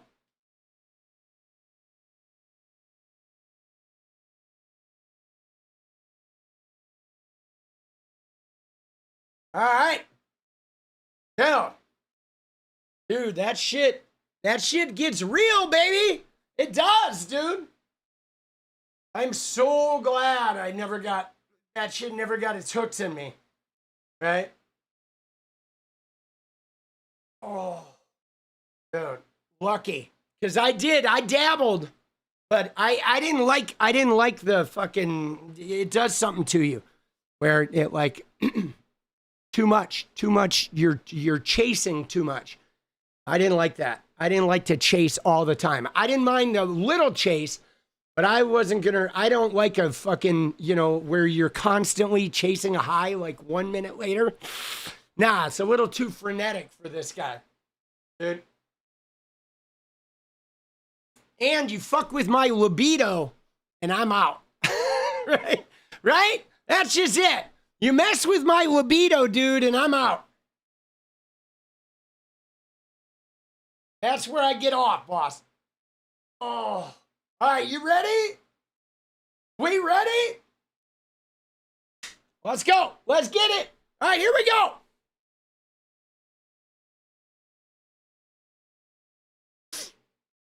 We live and learn and change, and it's good that way. It is indeed. But I'm serious, guys. I've done like all the drugs, and my recommendation is if you can stay away, just stay away, right? If you can, there's a couple that you can taste harmlessly, right? But stay away from crack, stay away from the opiates, stay away from meth, right? For sure, those and the pills, the barbiturates, stay away from that shit. That shit will steal your soul. You know what I'm saying? It's unnecessary. I've found nothing wrong with weed. Psychedelics absolutely have a purpose. So does MDMA, especially if you're working with a facilitator. They can do wonders for depression. Okay. But be very careful with alcohol. Okay. Alcohol is way more powerful and way more destructive than our society gives it credit to. And stay away from those gnarly soul stealing ones. You just don't need to do it. You know what I'm saying? I personally don't have anything wrong with if somebody's going to dabble with a little bit of cocaine, whatever, you want to try it, but don't get into it. Don't get hooked on it. That shit will ravage you too. It's a little like not quite as soul stealing, but that shit can get you as well. But my God, meth and crack and the opiates, just don't do it. You know what I'm saying? Dude, yeah, no, psilocybin and MDMA are amazing for depression. Okay, I've watched, I know people that are very close to me that have been, done facilitated journeys along with their therapy, and they've had profound depression fixes with those drugs. Right? They're good. When with a therapist, with a facilitator. Jenny is actually she's a trained facilitator. She's starting to go into that business. You know what I mean? It's good shit. Oh, you ready? All right, here we go, baby. Let's go.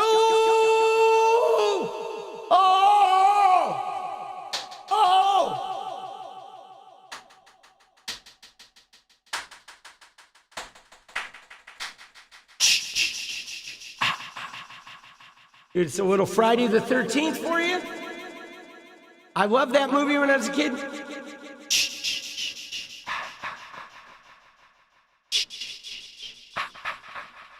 Remember that?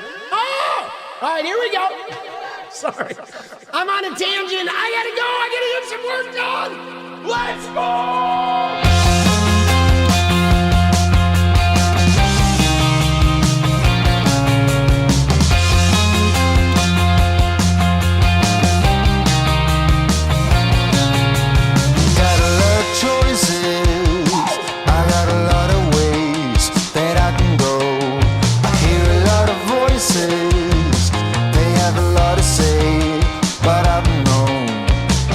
Been here before, yeah, I do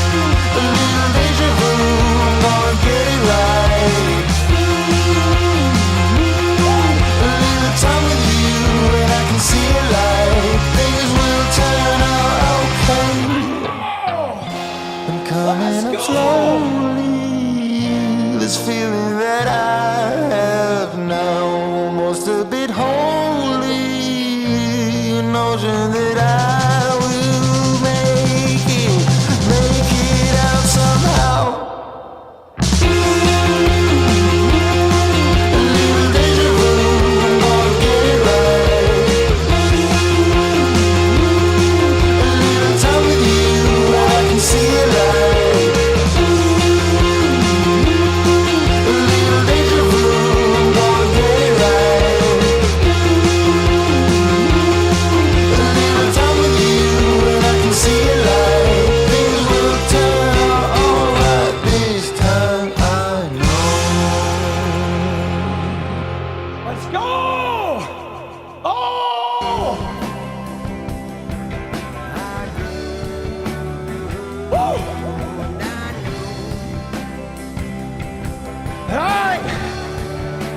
Let's go, dude. You're welcome, Orphan Maker.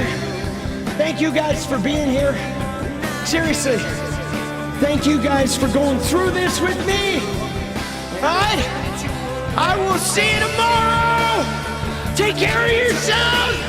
Good night.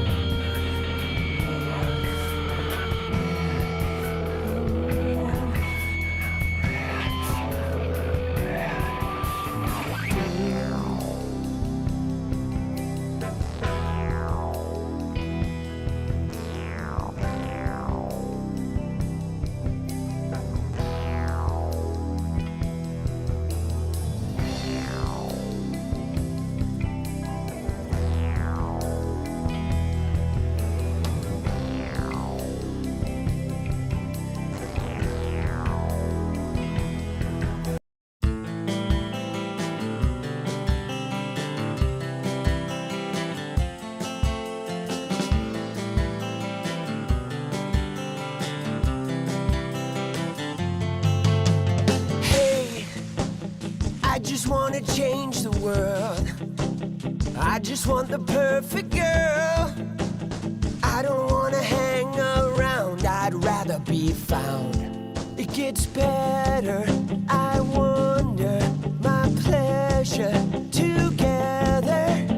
Everyone's waiting, anticipating.